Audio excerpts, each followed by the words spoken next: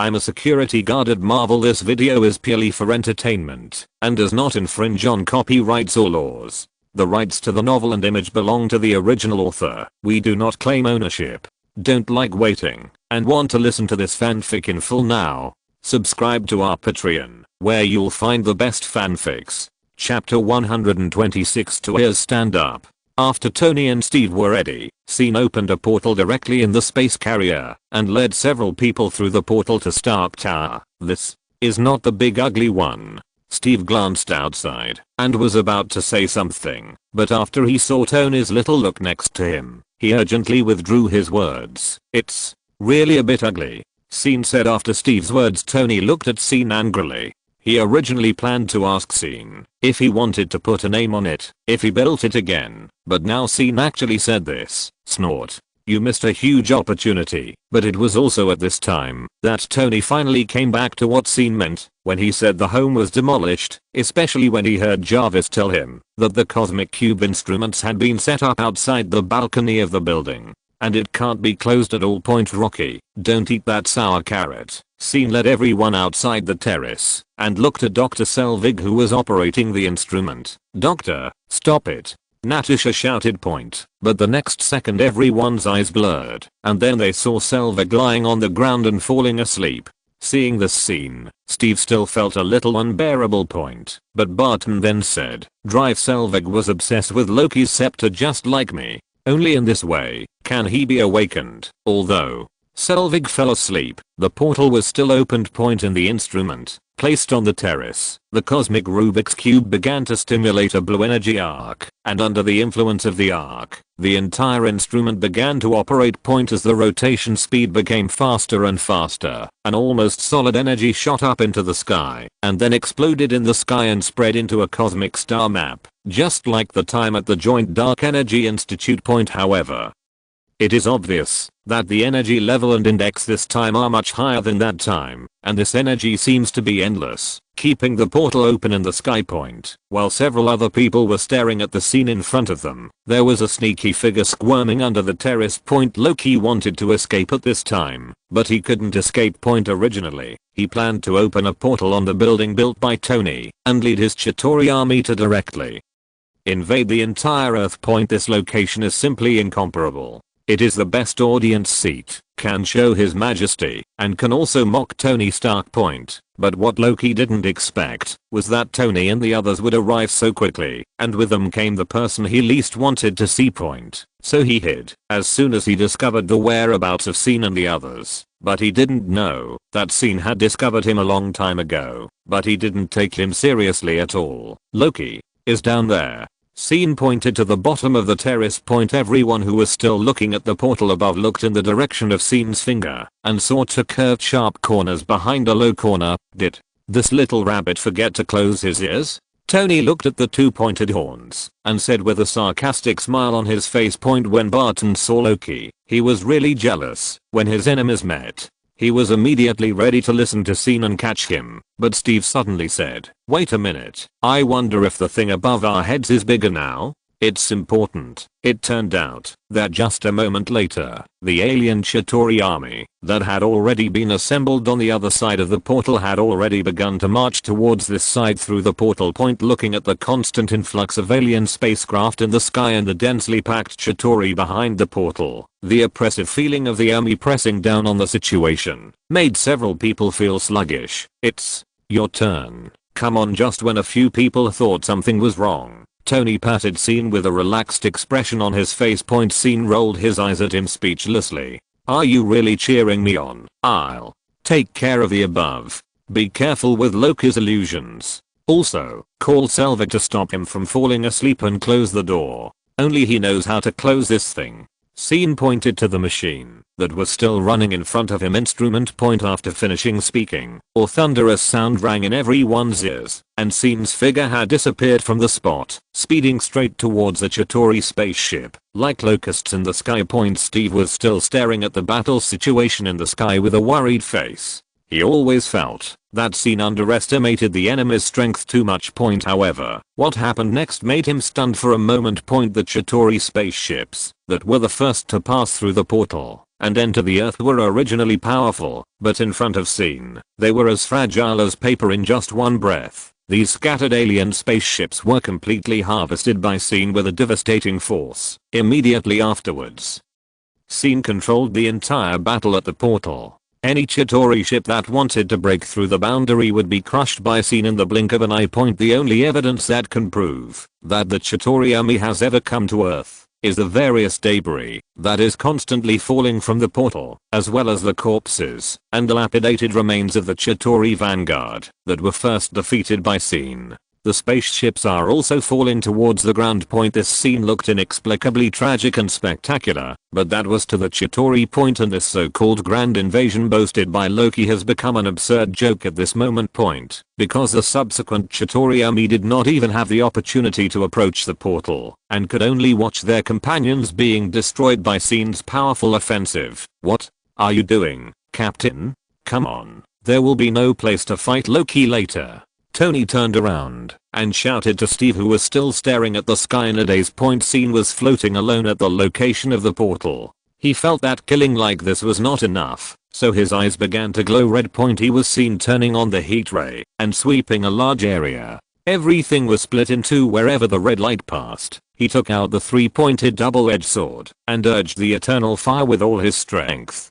The golden red eternal fire that kept gushing out from the tip of the sword was also extremely powerful. None of the Chitauri who were swept were spared, and they were directly burned into residue in the universe. Seeing Scene so strong, the Chitauri were no fools. They began to control the large space beasts to rush towards Scene, trying to win by size. But under the dual attack of heat rays and eternal fire, it was still futile. Faced with such a huge loss, and the opponent was only one person, the Chitauri were almost scared. Then Scene found that the Chitauri began to retreat, and then, led by the huge spaceship in the center, began to launch a saturation artillery attack on Scene. Close combat is not enough, so why not go far? Chapter 127. I'm God. Looking at the ugly Chitauri who were still shouting at him, Scene smiled disdainfully and poured the eternal fire into the three-pointed two-edged sword in his hand. When the three-pointed two-edged sword shone brightly, he flew it out, aiming directly at the largest spaceship. The three-pointed two-edged sword thrown out by Scene dragged a long tail in the universe like a meteor, and the Chitauri who blocked it were pierced and shattered the moment it approached. In the end, the three-pointed two-edged sword pierced into the hull of the spaceship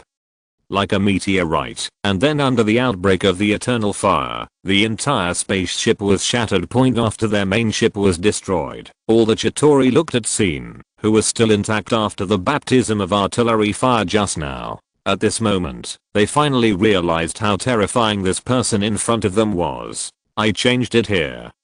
I always feel that the main ship was destroyed in the movie, and then all the Chitauri died. It's a bit dramatic. The surviving Chitauri no longer have the momentum to shout at Scene just now. They all let out low howls of fear from their ugly faces. After a short pause, all the Chitauri began to flee in all directions in an instant. They just want to get as far away from the portal as possible. Seeing that the Chitauri were out of fun, Scene reached out and recalled the three-pointed double-edged sword and then flew down from the portal in the sky. He believed that under the powerful slaughter, the remaining Chitauri no longer had the courage to get closer to the portal.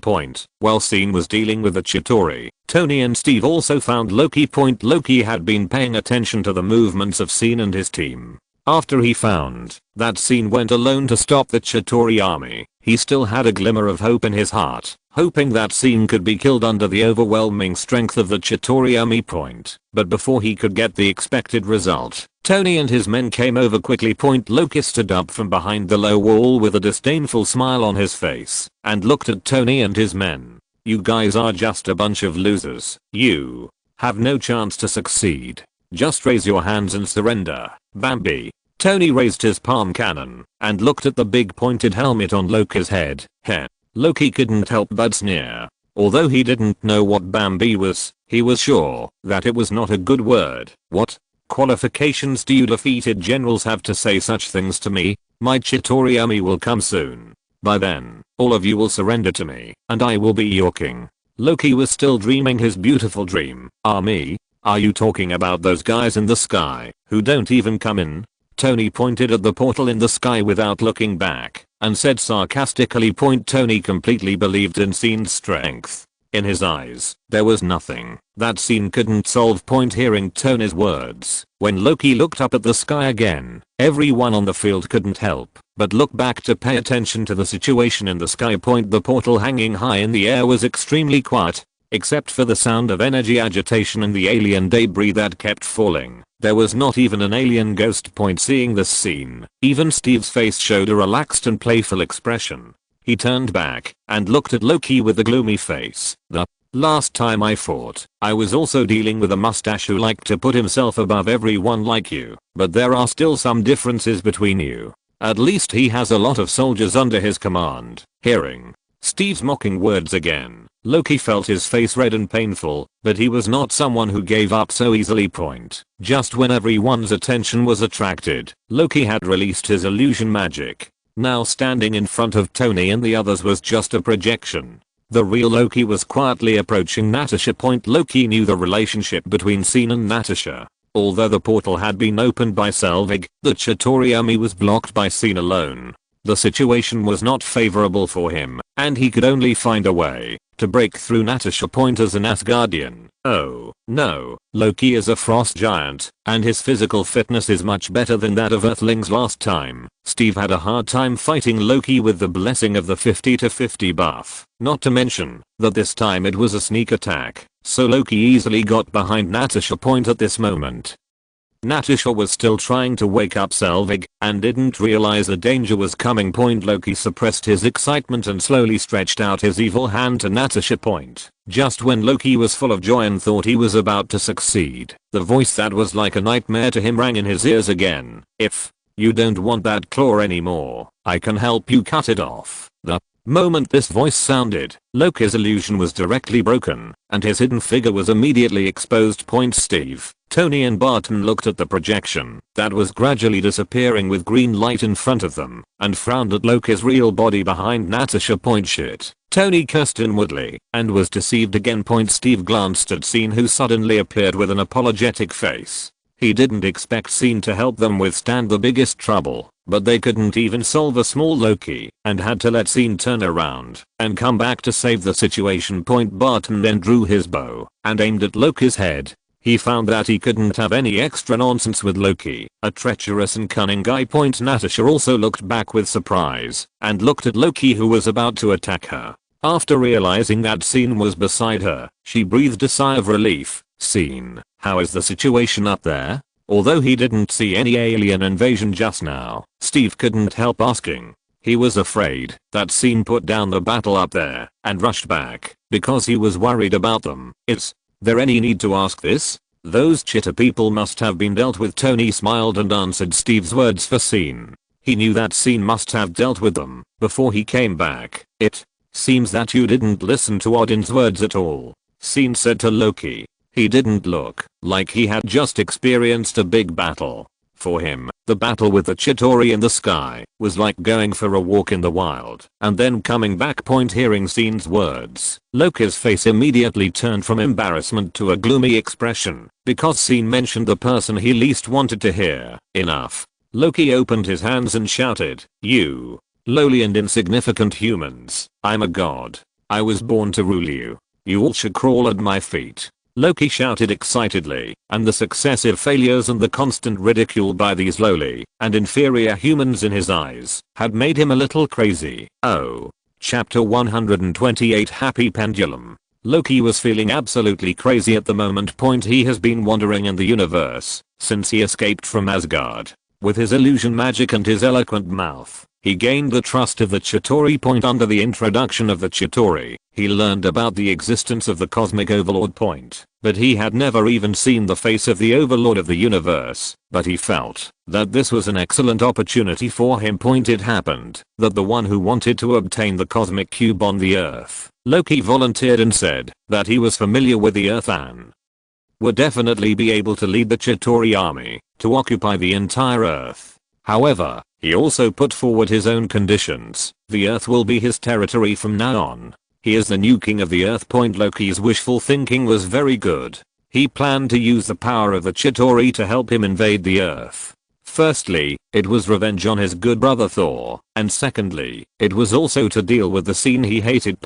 Even if he failed in the end, it would arouse hatred between Scene and the Overlord of the universe, not to mention that he didn't think he would fail at all. In Loki's view, there is no force in the wild land of Earth that can stop the attack of the Chitauri army, except for Scene and his hammer brother, who are in trouble. Other people on Earth are just ants in his eyes. Such a existence can be destroyed by raising one's feet. After that, Loki started what he called a grand invasion plan, and things basically progressed as he planned. Apart from Thor being sent to Earth by Odin using dark energy because of the destruction of the Rainbow Bridge, the only thing Loki didn't expect was Scene's strength. His miscalculation of Scene's strength caused all his plans to collapse.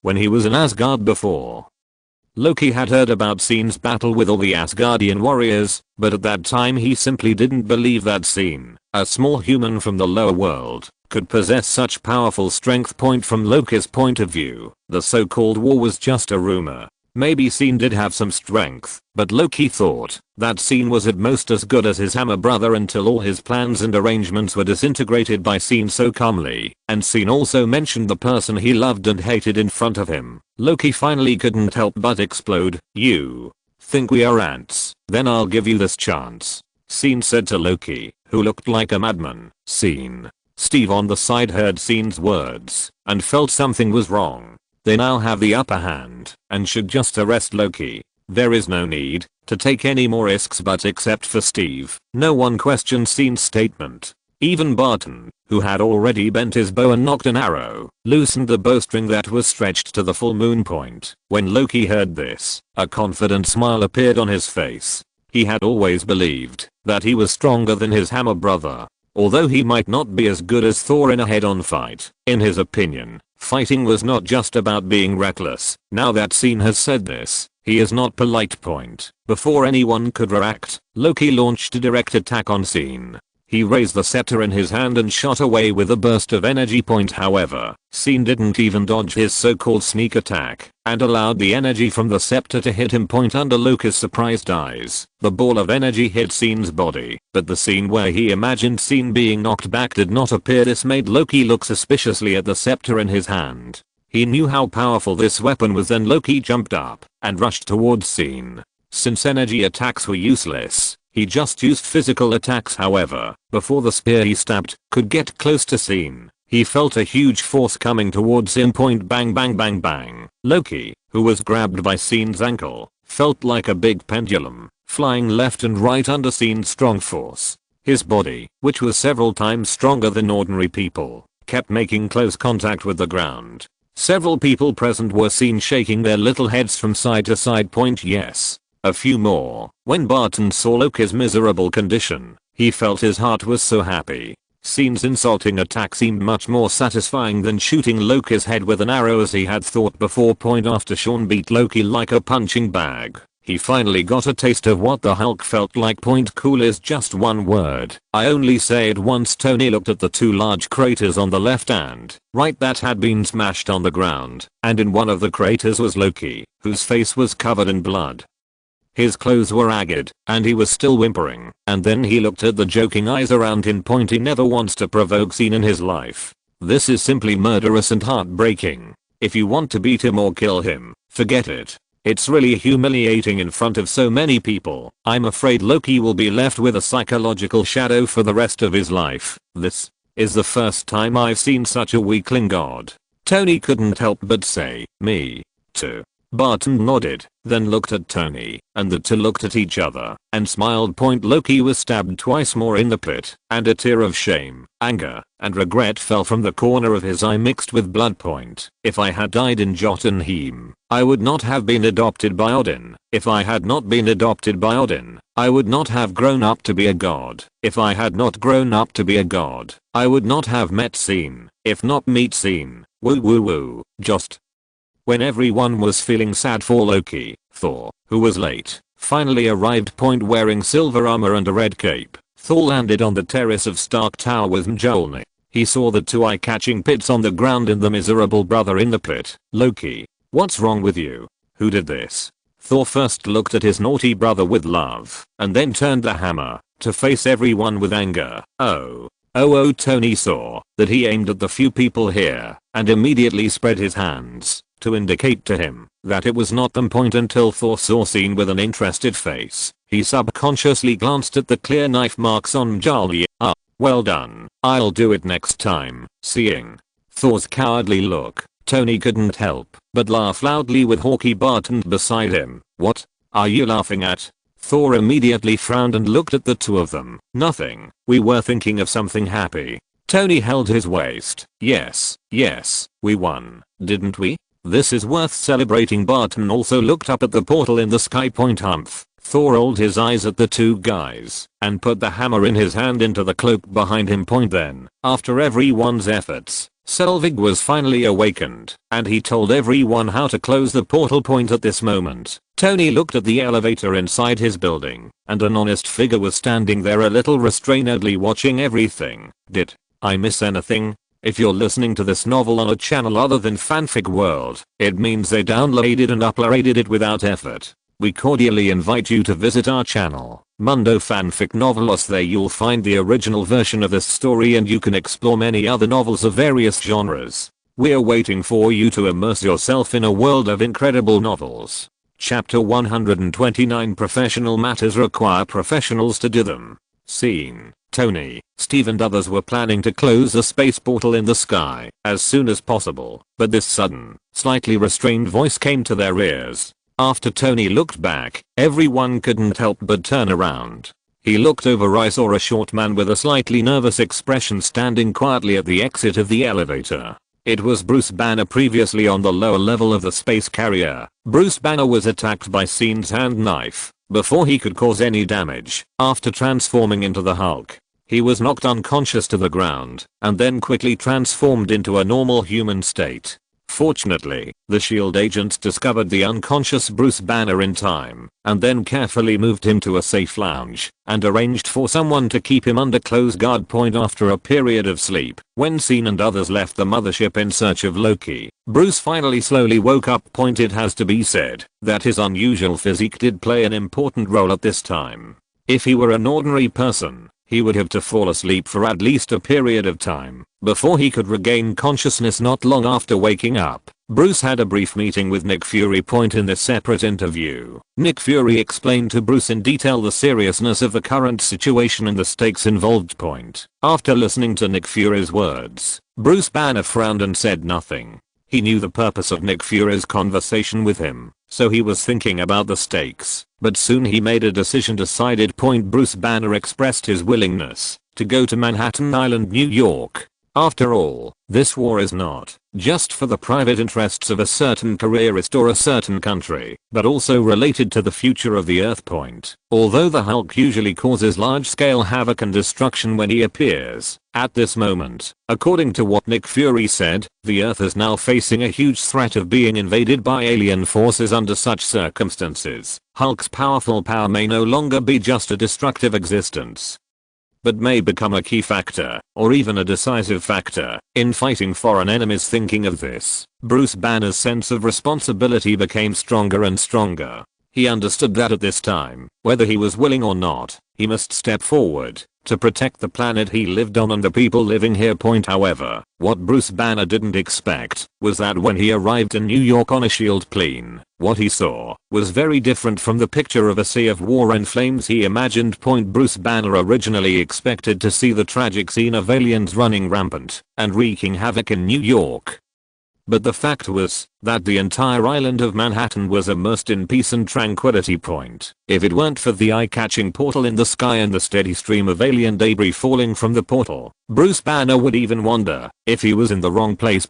After careful observation and confirmation, Bruce finally locked the location of the portal hanging high in the sky. Afterwards, he could only take the subway and hurry all the way to the bottom of Stark Tower. Fortunately, since there were no aliens raging on Manhattan Island, he encountered no obstacles along the way and soon reached his destination smoothly. Then, He walked into the interior of Stark Tower. If Tony's smart, docile, and polite smart butler Jarvis hadn't foreseen what might happen in advance and transferred all the security personnel from their posts, it might not have been easy for Bruce to get to the top floor so easily with Bruce's current attire. After all, with his simple clothes, it is difficult for people to believe that he has any connection with the famous Tony Stark. "Oh hi Dr. Banner, it's great that you woke up. We are done here," Tony joked. "Well, I think I woke up, but I see that the portal in the sky is still dropping things." Bruce Banner hoped that his visit this time would be of some use. Are you talking about those scum? Don't worry, just arrange for someone to clean up when the time comes. Tony waved his hand and said, "Then, Loki." Before Bruce Banner could finish his words, he saw Tony turn sideways and let go of the so-called god who was being beaten and looked like a dog. Huh. That's it? Bruce Banner looked at the so-called humanoid creature held up by Thor in the big pit. It was obviously wearing Loki's clothes, but he was a little afraid to confirm it. After all, he had seen it before. Loki arrived looking high-spirited and planning to dominate the world. "Loki, I just got a severe lesson. I was counting on you to come, but someone did it for you." Tony shrugged and continued to answer, not caring at all about Thor's eyes behind him. Hearing that Loki's appearance was caused by someone beating him up, Bruce Banner scanned the field, and then he spotted the black figure that felt both familiar and unfamiliar to him. Scene hadn't looked at Bruce Banner much since he appeared. Now that everything about Loki's invasion was basically over, he slowly walked up to Natasha. "You can close the portal according to Selvig's method. I will go back first. Remember to go home today. We have to have a good chat." Natasha looked up at Scene and asked, "Are you just leaving like that?" "What else?" "The ones in the sky were beaten so hard by me that they dared not come down, and the ones on the ground were beaten so badly that they couldn't be seen. Is there anything else you need me to do?" Scene tilted his head and asked. Hearing Scene's arrogant words, Natasha didn't feel anything was wrong. Instead, she lowered her head and thought that the current situation was indeed the same as Scene said. He had solved all the troublesome things, and all that was left was the finishing touches. She probably didn't realize that she, a senior agent of SHIELD, would actually have to wipe people's butts one day. "Wait a minute, you just hit the ground like this, so how can I unveil my first Stark Tower?" Tony turned around and said as soon as he heard Scene say he was leaving, "How about I help you decorate it?" Scene, who was about to leave, said as his eyes lit up with red light, No need. I think professional things should be done by professional people, right?" Tony chose the most beneficial outcome for himself the moment he saw the red light and said with a smile. Then Scene directly opened the portal and walked in under everyone's gaze. After crossing the portal, Scene returned to his true self. Looking at Wanda, who was still sleeping soundly on the bed, he couldn't help but reach out and gently help her straighten her messy hair, and then he got fucked first. Once inside, it was as if he had never left. Chapter 130 WANDA-039 S Singing Memories. Wanda felt that she had just gone through a battle when she sang with Scene. But it was obvious that she enjoyed this battle, and she was the main singer in this battle. After all, she tried her best to suppress her volume, but she always reached the highest level again and again with Scene's cooperation. Although she did feel weak and tired after singing, the continuous pleasure she had just experienced during the singing process with Scene was something she had never experienced before. Singing with Scene almost made her dehydrated. If her body could not bear it, she really wanted to continue shouting at Scene not to stop and continue to sing with her. Unfortunately, she was really exhausted, and it was her first time singing, and she met such a master like Scene. So Wanda was quickly defeated. After Wanda fell asleep in a daze, she did not notice that Scene left and came back. By the time she moved her little mouth to make a cute whimper and squinted her clever and moving big eyes, Scene was already in her arms again. Or, it would be more accurate to say that she was nestling in Scene's broad arms like a kitten. "Ah, you awake, kitten?" Scene smiled and looked down at Wanda, who was twisting gently in his arms. If he hadn't considered Wanda's body, Scene would have had a second go at it. It was because the kitten in his arms was so cute and charming. Wanda, who had just woken up, squinted her eyes and looked up at Scene. After she blinked and froze for 2 seconds to make sure that this was not the dream she had been having, she quickly buried her head again. V. Shy. Y. Wanda lowered her head. Her heartbeat accelerated wildly, and she recalled yesterday's plot in her mind. It turns out that Wanda had chatted with Mary more than once before the conversation between Mary and Scene, and Wanda also directly expressed her feelings to Mary. What? Do you think I should do the tender and tender? Wanda shook Mary's arm and acted coquettishly. Even though Mary was a girl, she couldn't stand such a cute and charming Wanda. How do I know? Mary lowered her head, hiding her starry eyes from Wanda and avoiding Wanda's questions. How could she answer this? Sister. Mary, good sister, please help me think of a way, otherwise the opportunity that I finally got this time will be taken away by others. Wanda chased Mary's sight relentlessly. Wanda knew very well that among these women of Scene, only Mary was the softest. If Natasha or Jane were here, I'm afraid they wouldn't be captured by her so easily. I have to say that the little girl still has some tricks on her body. Seeing Wanda holding her arm and lying in her arms, Mary's eyes turned back and forth and thought for a while. Scene's mood has indeed been not very good in the past 2 days, but he did not show it very obviously. Mary thought it seemed good to have Wanda at this time.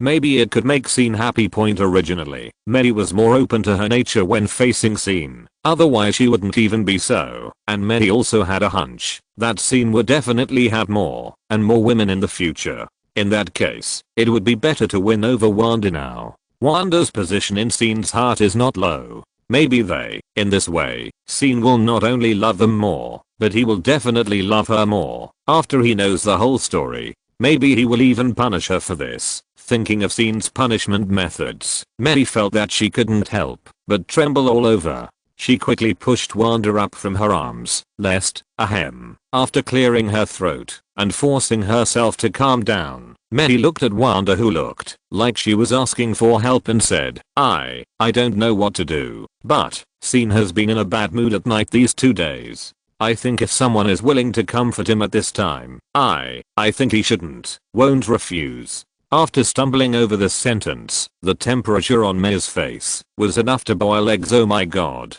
What am I talking about? Although Mary had always been very open in front of Scene before, this was the first time she said such explicit words to someone other than Scene, and the content of the words was to help Scene find another woman. Wanda was obviously a little surprised at Mary's openness, but after listening to Mary's words, her eyes began to light up. Does that mean there will be a chance tonight? Thinking of this, Wanda started to rub and stick to Mary again, until Mary promised her that she would let Scene sleep alone tonight. Wanda smiled and hugged Mary and kissed her. If Scene was here at this time, he would definitely ask, why did you kiss her? Kiss me? Me? However, Wanda also knew that this was all because Mary was reasonable. Otherwise, if it was another woman, she would definitely not have time to chase her away. So why would she help her like this? So in Wanda's heart, Mary was also regarded as a good sister, a very formal one. Then the two of them whispered on the sofa. After Mary finished talking to Scene in the evening, she took the initiative to return to her room and then stopped paying attention to what was happening outside. Wanda, who had been waiting for a long time, tiptoed out of her room after finding that Scene had also returned to his room alone.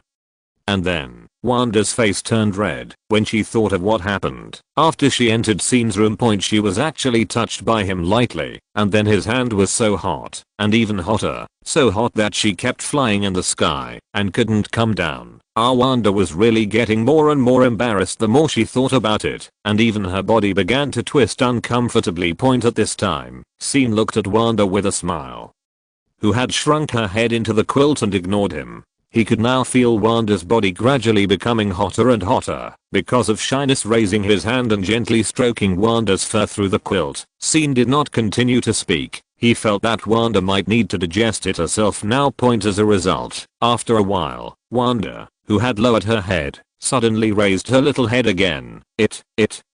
Wanda blinked her big eyes and looked at Scene, her little mouth trembling slightly. Looking at Wanda's shy and frightened eyes in his arms, Scene laughed jokingly. What feeling That scene was teasing her. Wanda pouted her little mouth happily and resentfully.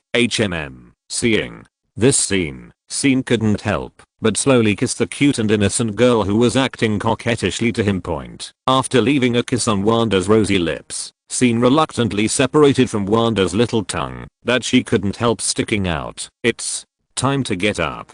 Pietro and the others are outside. If you don't get up, I'm afraid Pietro and the others will find out. Or do you want to tell them directly now? Scene asked. Although he didn't think it was a big deal, he still wanted to respect Wanda's opinion.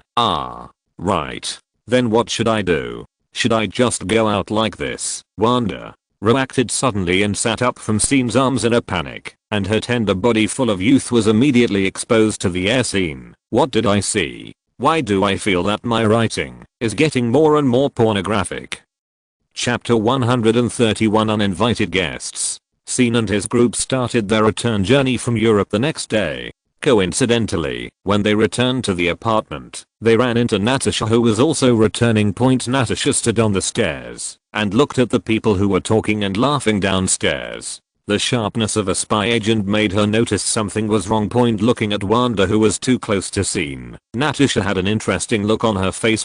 Peter, who was talking to Pietro, was the first to see Natasha. As soon as he saw Natasha, he rushed over and started his performance. Hi, Natasha, do you know, I tell you, our trip to Europe this time is really great. As soon as we arrived at the airport, many people lined up to pick us up, just like this. Peter acted serious and then quickly returned to his original appearance. And then there's the hotel we stayed in. It was so luxurious, the suite was so big. I didn't know there was a toilet in my room at first. I used the toilet outside for the past few days. And Natasha listened to Peter's endless talk with a smile, and then glanced at Scene and the somewhat embarrassed Wanda with her beautiful big eyes. Wanda was stunned when she saw Natasha. She didn't expect to meet Natasha on the first day she came back, and she didn't know it was Scene who asked Natasha to come back. When she was still in Europe, Wanda was able to communicate with many like that purely because she felt that if she didn't take action again, she would have no chance on this trip to Europe. So she mustered up the courage to ask Medi for help. But now the relationship between her and Scene has changed. So this also caused her to always feel a little weird when she saw Natasha. May stood aside and stopped for a long time. She couldn't stand that little mouth, so she urgently stopped Peter, who wanted to continue talking. Grabbing Peter's neck, May walked to the room at the other end of the corridor, while Peter tried to communicate with Natasha. In fact, May also felt a little embarrassed. After seeing Natasha's eyes, she knew that Wanda's affairs must not be hidden from her. After going out with Scene, she came back with another teammate. Now May felt that Natasha must blame her in her heart. It was useless. She didn't even keep an eye on this damn guy. Pietro also gave Scene a look that said, "We are all men, I understand," and then walked towards the room, intending to leave space for Scene and Natasha. When Scene saw that he was still calling Wanda to join him, he rolled his eyes in his heart. "You know nothing. You can't even notice Wanda's changes. Why pretend to be a king of knowledge at such a young age?" Wanda herself felt a little embarrassed. So when Pietro called her, she secretly glanced at Scene twice, then ran away with her head down. "I knew you had bad intentions from the beginning." Natasha looked at Wanda's back as she avoided her, rolled her eyes at Scene, and said in a reproachful manner, when she was at the Ackley Lake base, she felt that Scene had ulterior motives for adopting the twins, but Wanda's little face had not yet opened at that time, and because she was locked up by William Stricker, she looked dirty, so Natasha didn't take it too seriously. In the past few years, as Wanda grew bigger and bigger, well, big in all senses, and everyone saw Wanda's dependence on Scene, Natasha knew that sooner or later this day would come, but she didn't expect it to be so soon. "What's wrong with me?" Scene pretended not to understand. You so hungry?" Natasha chose to ignore Scene's pretentious look. Scene then said, "Actually, I'm still digesting it. I didn't expect Wanda to be so proactive. I was going to let it go." "Oh." Natasha heard it, and it seemed that there was a story behind it. Although she was a spy, it was the nature of women to gossip. She immediately pulled Scene to tell him what happened. Scene had no choice but to tell him about Wanda's night attack on him and said that he was the victim and the passive party. Hearing Scene's cheap words, Natasha immediately looked at him with disgust. No wonder your defense is so high. You are really thick-skinned. If you don't want to, who can hold you down? You are obviously an old pervert, but you still have to push it onto Wanda. You are not right. Scene suddenly shook his head seriously. Natasha thought there was something else going on when she saw him like this and immediately looked over seriously. As a result, Scene continued, I'm not old. I don't need to believe you. Natasha rolled her eyes almost to the sky and then she turned and walked towards Scene's room. However, just as the two opened the door and prepared to go in, a familiar scene appeared in Scene's living room. Suddenly, sparks began to appear out of nowhere in front of the two of them and they were spinning. Natasha immediately turned her head to look at Scene. Didn't he just come back? Why was he going out again so soon? At this moment, the door of the room next to Scene was also opened, and Wanda walked out. She also felt something, and at this moment she didn't care about the embarrassment of meeting Natasha. Because there were not enough bedrooms at home, Scene had planned to move to another place, but he got used to living here, and it was opposite May, so he finally decided to buy the house next door for Wanda and Pietro to live in. Scene looked at Natasha, who was puzzled, and Wanda, so he had to raise his hands and said, it's not me, I don't wear a hanging ring. As the Mars ring in Scene's living room quickly took shape, the scene on the other side was also revealed. Why are you here? Scene looked at a bald old man opposite. Natasha also looked at the ancient one who came over from the portal. This was the first time she saw someone other than Scene use this trick. So was this the supreme sorcerer Scene had mentioned before? Natasha looked at the ancient one in a yellow robe curiously, and the ancient one also felt her eyes and nodded to her with a smile. I have something to ask you, ancient one said to Scene. Just as Guyi said this, she suddenly looked behind Scene and saw a small head slowly emerging from behind Scene. Scene tilted his head to glance at Wanda, who was standing on tiptoe to look into the room behind him, and then he saw surprise and excitement in Guyi's eyes. Although he didn't know why Guyi showed such a look, Scene moved his steps gently. Seeing that Wanda was blocked by Scene's wide body, Guyi suddenly turned his eyes back to Scene with some resentment. What's wrong with you, little brother? Chapter 132. What is going on? Ahem. Is there something important? Scene couldn't stand the resentful look of Ancient One and asked back. However, Ancient One didn't explain the purpose directly, but kept it a secret again. It can be said to be important, or it can be said to be unimportant. You will know if you come with me. Ancient One turned around and extended her hand to invite. The portal behind her had not been closed. Scene hesitated for a moment and then agreed. After all, Ancient One was still good to him. She taught magic and sent things. She never refused when Scene asked her for something. He still had to give her this face. Then Scene briefly explained to Natasha and Wanda and walked towards Ancient One. What are you doing? Why don't you leave? Scene, who was already standing next to the portal, saw that Ancient One's eyes began to stare at Wanda again, and he became more and more obsessed. If he didn't know that Ancient One was a woman, he would be jealous.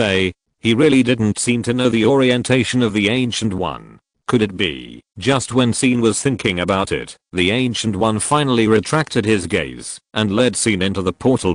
Just after the familiar portal in the living room disappeared, Natasha turned around and looked at Wanda, who looked like a little white rabbit. Wanda blinked her innocent eyes and looked at Natasha, who was getting closer and closer. When she was about to run away, she was grabbed by Natasha and taken into the room. Scene followed the Ancient One through the portal and came to the courtyard of Kamataj. Then the two walked to the living room just north of the courtyard. Before he walked in, Scene heard a very familiar voice talking. When will she come back, Supreme Sorcerer? The king, who was very frugal with words, saw the Ancient One bringing Scene back outside the door and ignored the person who asked him a question. Instead, he glanced at Scene and quickly slipped away, not even giving Scene a chance to say hello. If it was normal, seeing the king like this, Scene would definitely start to tease him, but at this time he was also full of question marks, because the people sitting in the living room were Tony, Steve, and Hulk. Scene looked at Hulk's strange appearance. Is this the Hulk, after merging with Bruce Banner? That should not be Hulk, but Bruce Banner. Are these people from the future? The last confused and helpless guy should be Ant-Man Scott Lang. But Scene soon thought of it again. Didn't he do that purple potato spirit in the future? That shouldn't be the case.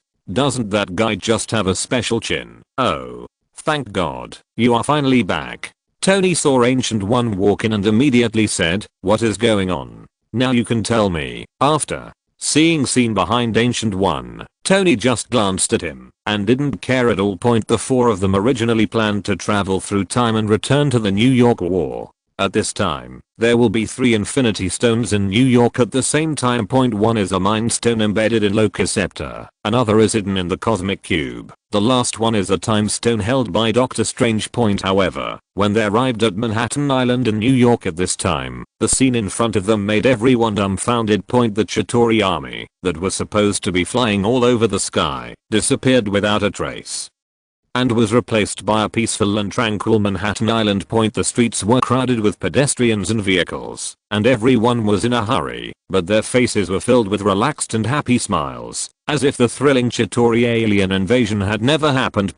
Tony and Steve walked out of the alley carefully, looking at the bustling crowds and the prosperous and lively street scenes around them. The two couldn't help but look at each other, full of doubts and confusion. They couldn't figure out why the horrific scenes in their memories turned into such a peaceful time now. Did their crossing go wrong? But later Tony still noticed the Chitauri alien wreckage being processed near the Stark building. After seeing this, he was relieved. Otherwise he couldn't help but wonder if he had traveled through time.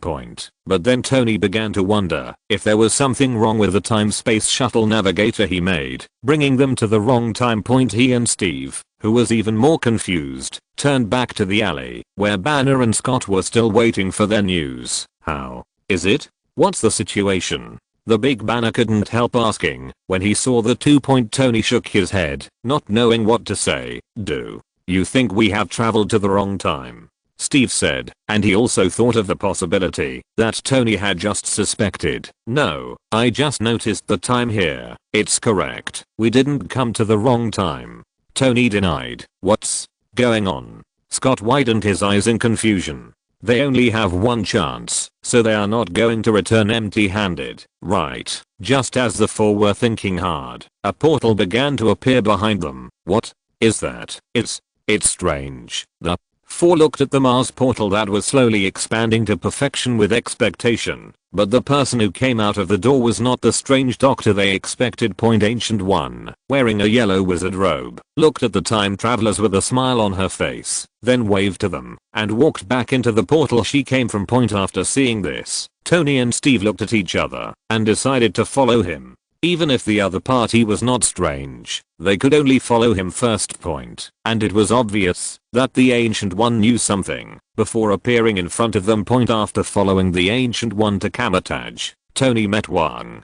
He was excited and was about to greet Wang, but suddenly remembered that this was not the future and Wang did not know him yet. Then the Ancient One arranged for Wang to take the four of them to the reception room to wait, and explained that she would find someone and come back soon, and then left in the surprised eyes of several people. Because they wanted to get more information from the Ancient One, Tony and the others had to follow the serious looking Wang to the reception room. After that, Tony kept trying to get close to Wang along the way, but Wang was quite cold and ignored Tony's chat. Until the four of them were a little impatient. Tony asked Wang when the Ancient One would come. At this moment, Wang couldn't help but listen to Tony's chattering, and Ancient One and Scene walked in. Wang swallowed back what he was about to say, saluted to Ancient One, and then quickly left the place. Chapter 133 Where is my huge battlesuit? Exclamation mark. Seeing Tony's anxious face, Guyuli did not answer immediately, but walked to the center of the reception room leisurely, then turned around and looked at the future Tony foursome. Before explaining the situation. Let me introduce you to someone. Scene Hunter, do you have any impression? Guyi stretched out his hand to Scene and gestured point hearing Guyi's words. Tony and Steve looked at each other in confusion and then looked at Guyi again. Who is this person? Is it a celebrity? You may not have figured out the purpose of our coming here. We are not here to find strippers. This is a major event concerning the entire universe. Tony said somewhat impolitely. He felt that this so-called supreme sorcerer did not realize the seriousness of the problem at all, or she did not understand the situation at all. Also, isn't the supreme sorcerer strange? Where is he? Tony continued to ask. After he finished speaking, he now missed the man who fought with him on Titan. Ancient One was not angry because of Tony's rude words, because in his opinion, it was Tony and his group who really didn't understand the situation. Future Steve Rogers was still relatively calm. Madam, the current situation is really bad. If you know anything, please tell us. Steve looked at Ancient One sincerely, but at this time Scene interrupted their conversation. Did he just say me? Scene seemed to hear a word that was not so serious, seeing this man who didn't know who he was interrupting their conversation with Ancient One. Tony was about to speak back rudely. Then he found that his eyes were black and he looked closely. Scene, who was standing 2 meters away just now, was standing in front of him at this time. Seeing this scene, Tony realized that Scene might have some skills, but he had also seen speedsters, so what if I'm fast? I'm not. Tony patted his chest and planned to use the battle suit to scan Scene's movement trajectory. Then he looked down in shock and found nothing. The nanosuit device that he had been wearing on his chest was gone. Where is my suit? Where did my big suit go? Looking for this, Tony looked over and saw that Scene was holding his nanosuit device in his outstretched hand. Steve on the side also didn't see how Scene did it. Like Tony, he thought he had met another speedster like Wanda's brother. Maybe you have some ability, but I advise you not to take other people's things casually. Banner took a step forward and tried to threaten Scene with his big body, but Scene didn't even look at him. Seeing that Scene was unmoved, Banner stretched out his hand to take the nanosuit in Scene's hand, but his big hand was caught halfway. Banner struggled for a while, but it was useless. Then he used all his strength, and even the floor under his feet was cracked by him, but the hand always kept that posture. Steve frowned at this scene. Even Hulk's power could not be freed from his hand. I suggest you apologize to him before causing more casualties. Ancient One turned to Steve and said she felt a little sorry for her flaw. Looking at Ancient One's eyes, Steve felt that she was serious, and he also thought of the purpose of his trip. Tony, Banner, Steve said, looking at Tony and Banner, who was still struggling. After receiving Steve's eye signal, the two chose to bow their heads and make peace. Scene let go of Banner's big green claws with a look of disgust, then threw Tony's things to him, waved his hand, and the floor on the ground returned to its original state. Thank you very much. Ancient One tilted her head. Ignoring Ancient One's ridicule, Scene knew that she could do it herself. Under the eyes of everyone's suspicion, he slowly walked to the coffee table on the side and sat cross-legged. Scene poured himself a cup of overnight boiled water. Then Guyi continued to say to the few people who were still in shock, "This is why I want to introduce Scene to you, because everything started because of him." After hearing Guyi's words, Tony and Steve couldn't help but glance at Scene, who was at ease. The cause of everything is Thanos, but forgive me for being blunt, although he is very strong, he should have nothing to do with Thanos, right? Tony asked. Steve also nodded to Guyi. He thought there was nothing wrong with what Tony said. Of course he has nothing to do with Thanos, but he has something to do with you, Guyi continued. Or, it has something to do with you now, especially you. When Tony heard the first sentence, he subconsciously wanted to refute, but when Guyi finished speaking, he immediately frowned, because Guyi was referring to him at the end. Do you still remember Ethan? Guyi slowly walked to Scene's side and motioned him to pour a cup for himself. Don't eat alone. Her mouth is dry after talking so much. Of course, how could I not remember? Why did you mention him? Tony's expression became serious. In your memory, Ethan died for you, but now he is treating others in the Middle East. Hearing what Guyi said, Tony's face darkened. Ethan's death was a wound in his heart. This was also the person who opened his way to Iron Man and changed his life. He didn't want anyone to make fun of Ethan. Although the man named Scene was very strong, he still planned to summon his battlesuit to fight with the other party. Don't be angry first. In fact, there are many things. Your memory is different from ours. Guyi seemed to know that Tony was about to explode and stopped his suicide behavior. Then Guyi told a few more things, and everything that happened in her story was different from Tony's memory in the future. The big guy Banner walked up to Guyi and asked, "So all the changes are because of him?" Banner stretched out a green finger and pointed at Scene, who was drinking water, and then when Scene raised his eyebrows, Banner retracted the hand again. Guyi saw this scene.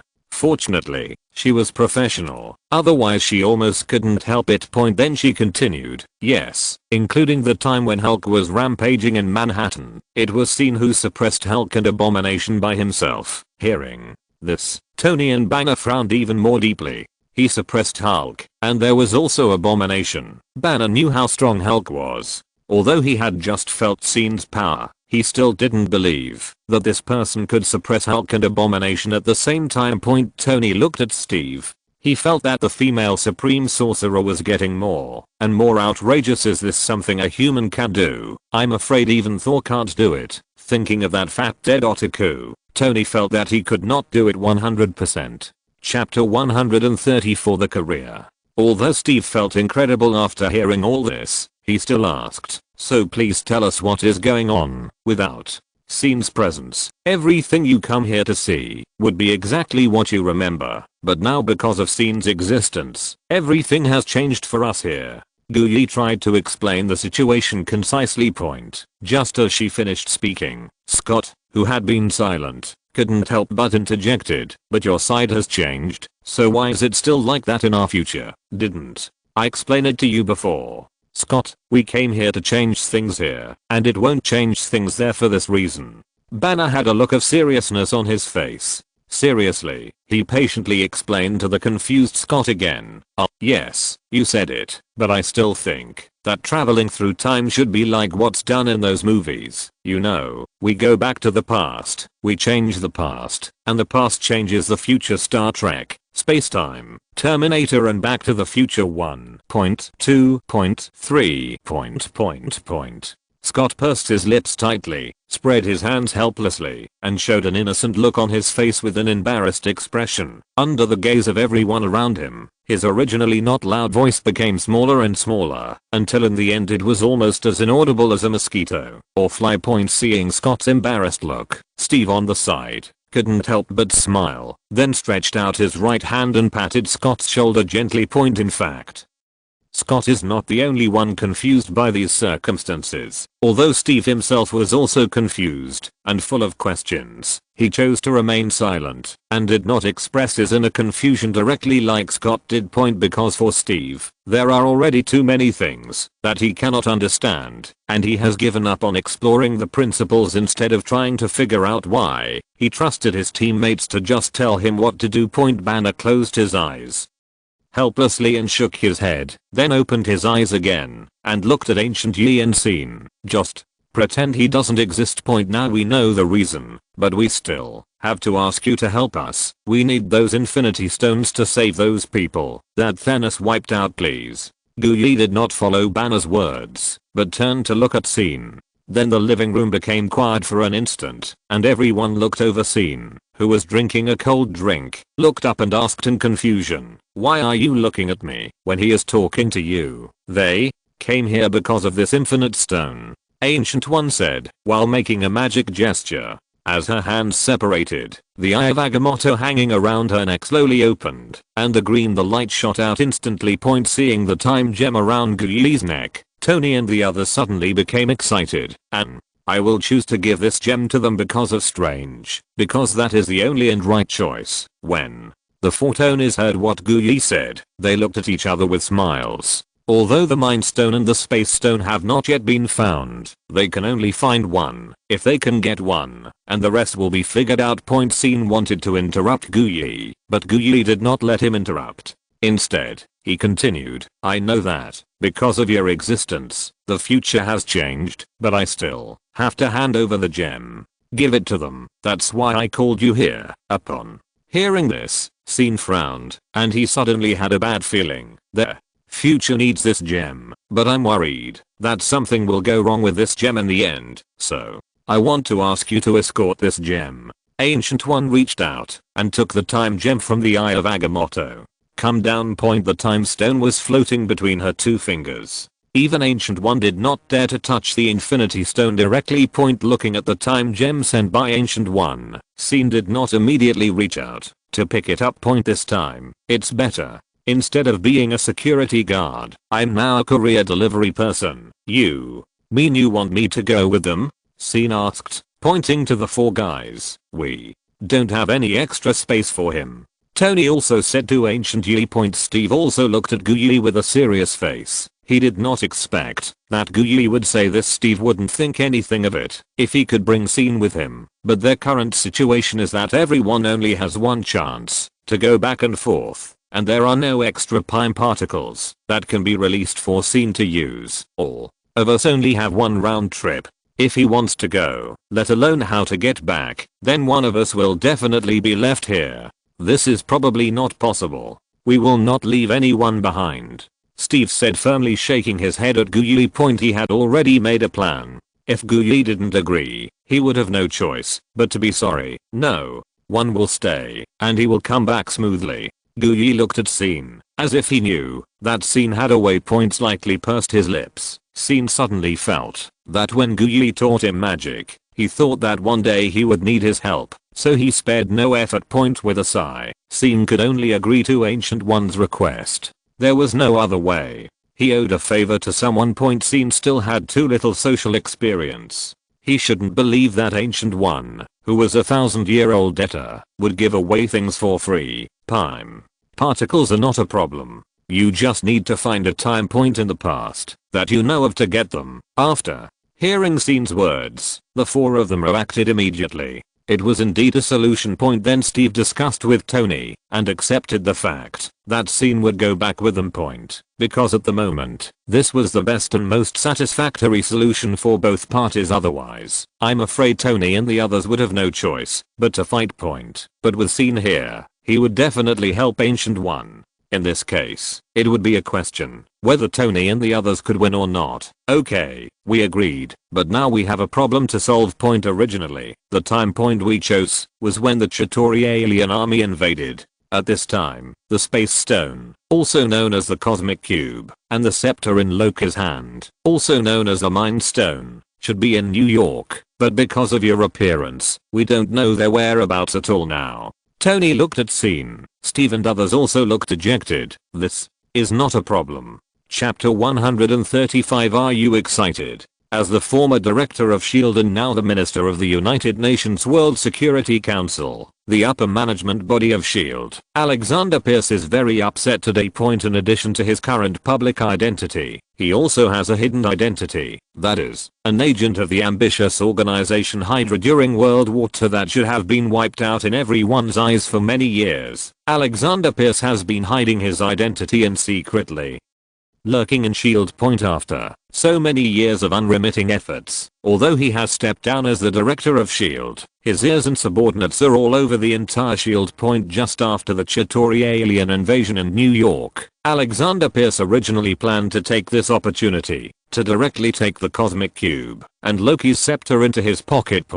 But what he didn't expect was that he personally came forward to recover the Cosmic Cube but failed to take it from the hands of the Avengers. In fact, when Nick Fury mentioned the so-called Avengers plan to Alexander Pierce, he had secretly investigated it. He found that the people listed on Nick Fury's list all had strong strength, which once made him very excited. Alexander Pierce certainly thought about whether he could win over some of these people to his side, but unfortunately, this group of people was not something he could win over. Even if he won them over, he could not control them at all. They were a time bomb in his hands, so he gave up after careful consideration and analysis. Although he had long known the unruly character of these Avengers, he was still very angry when he personally came forward to recover the Cosmic Cube and was rejected. These turtles were too disrespectful. However, what comforted Alexander Pierce was that the men he won over got Loki's scepter. Judging from the current performance of the New York alien incident, this scepter also has some special magical powers, at least it's not a complete loss. Alexander Pierce rubbed his eyebrows and comforted himself as a result. Before he could warm up the scepter in his hand, his men informed him that the scepter was lost. Damn it, such a big scepter was just lost. And you told me that none of you saw who took it. If Alexander Pierce didn't have a certain trust in the loyalty of these subordinates, he would have suspected that these good-for-nothings had betrayed him and hid the scepter. What the hell is going on? Originally, he had made a deal with Stark, giving him the scepter for a search, and he provided him with assistance. Alexander Pierce had a constipated expression on his face, and he couldn't figure out who stole the scepter, even after scratching his head. On the other side, the Avengers, who had just experienced a war, also encountered the same strange incident as Alexander Pierce. After the war, because of Thor's insistence, and out of consideration for the final disposal plan of the Cosmic Cube, they agreed that Thor would take the captured Loki in the Cosmic Cube back to the Asgard God Realm and imprison them. But just after Tony and Banner worked day and night in the Stark Tower laboratory to develop a portable Cosmic Cube activation device, the two were shocked. Tony and Banner looked at each other and then at the box on the table in front of them that was empty after it was opened. Where's the Rubik's Cube? Did you hide it? Banner asked in confusion. Why would I hide this thing? It's not some blonde beauty. But don't you want to swallow it to see if you can commit suicide? Tony retorted unhappily. Banner also rolled his eyes at Tony, and then the two of them started searching everywhere in the laboratory. On Kamatage, Tony and his friends who successfully got the scepter and the Cosmic Cube were making final preparations. Scene sat opposite Ancient One in the living room. We're going to the future soon. Are you excited? Ancient One poured Scene a cup of freshly brewed tea. Looking at this cup of new tea, Scene felt a sense of unfamiliarity, but he still reached out to take it. What's so exciting? It's not my future. It's just like the missions when I was a bodyguard before, except that this mission is a little farther away. Scene finished the hot tea in his hand. His fearless look almost made Guyi drink it up like him. Fortunately, she stopped her hand in time. The other side is a pervert. You can't learn from him. Guyi took a small sip, smacked his lips and continued. Then I wish you a safe journey. Feeling that one cup was not enough, Scene poured himself another cup, then looked at Guyi and asked puzzledly, you don't seem to be worried. What are you worried about? What's there to worry about with you going with me? Guyi replied indifferently. Aren't you afraid that I won't come back? Scene suddenly said with a smile. You won't. Although you like new things, you don't hate old things. Guyi tasted the tea in his hand with a relaxed face. Why do I feel like you are implying something to me? Scene raised his eyebrows and looked at Guyi. Then shouldn't you also give me some advice? Forget it. I'm not the kind of old lady who likes to preach. Go early and come back early. Oh, I almost forgot. No matter how long you are gone, I should still be here drinking tea when you come back. After saying that, Guyi closed her eyes and began to enjoy her quiet time.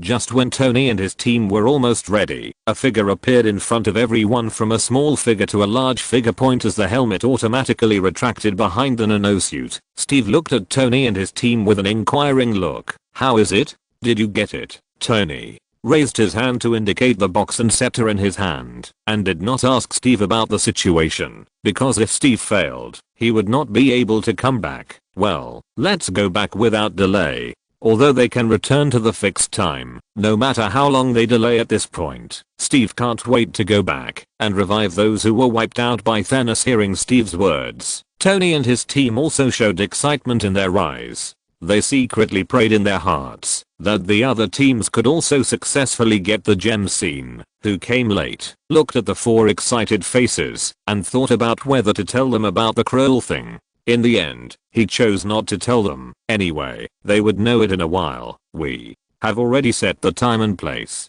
You don't have to worry about anything.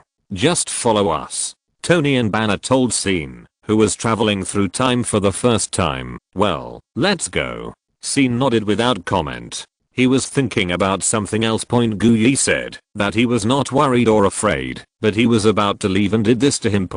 Just when Scene was about to get up and come to Tony and the others, Guyi, who closed his eyes, suddenly said something that almost made Scene not want to go. When you come back, we will discuss your sister's matter. If you're listening to this novel on a channel other than Fanfic World, it means they downloaded and uploaded it without effort. We cordially invite you to visit our channel, Mundo Fanfic Novelos. There you'll find the original version of this story and you can explore many other novels of various genres. We're waiting for you to immerse yourself in a world of incredible novels. Chapter 136, Sneaky. Wanda. Scene thought about the look that Guyi gave Wanda when he came to his house before. Could this deadbeat want Wanda to be her heir? That won't do. When she thought about wanting to be intimate with Wanda in the future, she said directly, I owe you first, and will pay you back slowly later. Scene.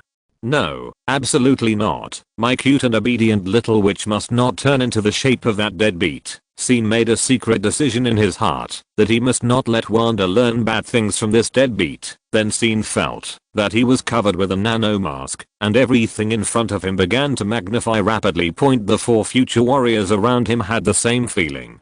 Tony signaled to Scene and told him to follow closely and not run around, and then the 5 of them began to shuttle in the quantum field. As strange scenes flew past their eyes, they soon saw circles of halos in front of them.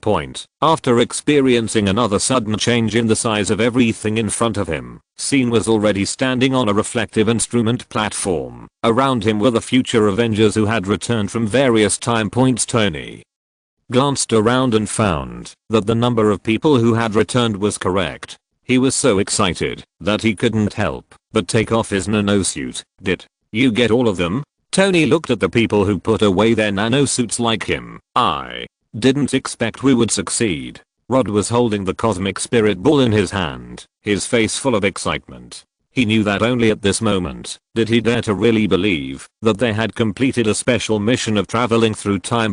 Tony realized something was wrong. As soon as everyone took off their nanosuits, the number of people was correct, but there was one more person on their side. Doesn't that mean that one person who was supposed to come back was missing? At this moment, Banner spoke. Clint, where is Natasha?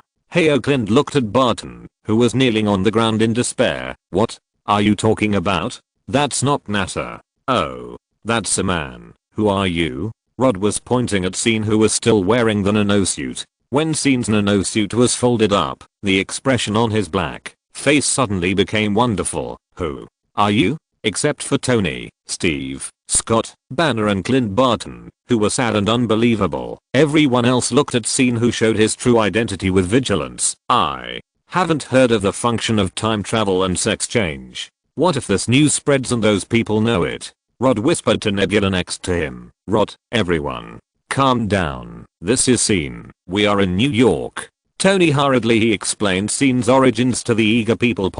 After everyone accepted Scene's identity, they quickly immersed themselves in the sadness of losing Natasha, and the whole hall fell silent in an instant. After a brief mourning, everyone decided not to let Natasha sacrifice her life in vain. They had to live up to her dedication, so they continued their second snap plan.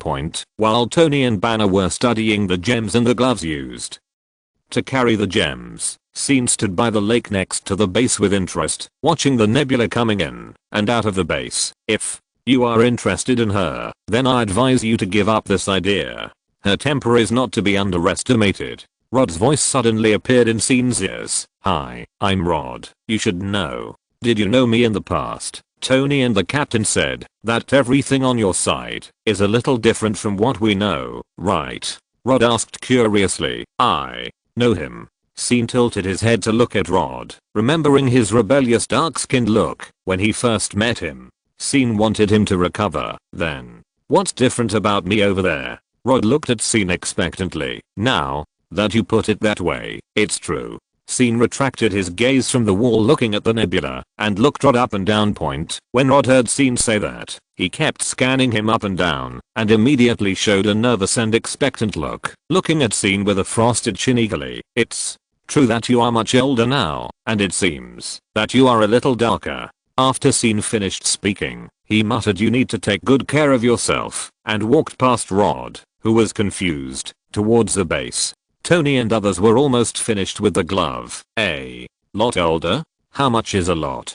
Do I look like I'm about to die of old age? A little darker? Rod frowned and thought for a while before acting. That was more than 10 years ago. Isn't this nonsense? Have I not changed at all? When Scene entered the base, everyone was arguing about who would do the snapping. Rod, who followed Scene in, attacked Thor, who volunteered, as if he wanted to find an outlet for the ridicule he had just received from Scene Point. Although Thor wanted to make up for his regrets by snapping his fingers, Tony and others always thought that his current state was not suitable. Point, are you kidding? With that fat body, what if he evaporated directly with a snap of the fingers? Scene squinted at the glove inlaid with all the raw stones with interest. I wonder if I can withstand it. How about I try? Tony and Steve looked at each other immediately after hearing what Scene said, and then hurriedly said, "How can that be possible? What if something happens to you? How can we explain to that female wizard?"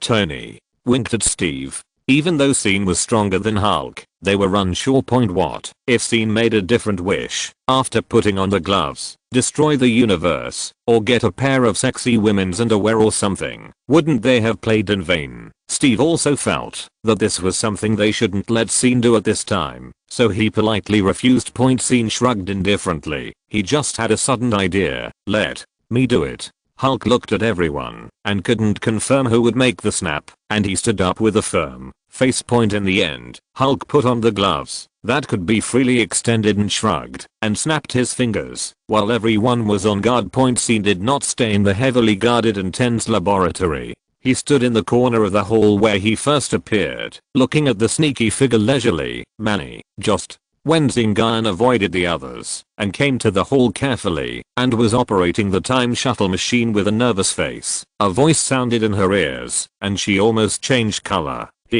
I didn't expect to be discovered, but it's a pity that it's too late." After Zingan calmed down, she looked at Scene with a smug smile and then pressed the button. She thought Scene would shout loudly, but what she didn't expect was that Scene just stood there and looked at her quietly. Is it finally coming? Purple Potato Spirit. Chapter 137. Thanos has the advantage. Although Nebula successfully completed the task assigned by her old father Thanos and brought Thanos' space warship to this time and space, she should have been excited, but for some reason, a strong bad premonition lingered in her heart. Nebula recalled the whole plan in her mind. When she received the relevant information from the information processor of the future Nebula in the time and space where she was, her old father Thanos immediately decided to send her to replace the future Nebula. Imagine that when Tony and his people collected all the infinite gems with great difficulty and successfully brought back those who were erased, they were defeated again and then watched their enemies take away the gems. What kind of painful and desperate expressions would they have on their faces? Thanos really wanted to enjoy such a scene. What's more, he was determined to collect all the infinite raw stones to achieve his goal. Now someone helped him do it, which was a very happy thing for him.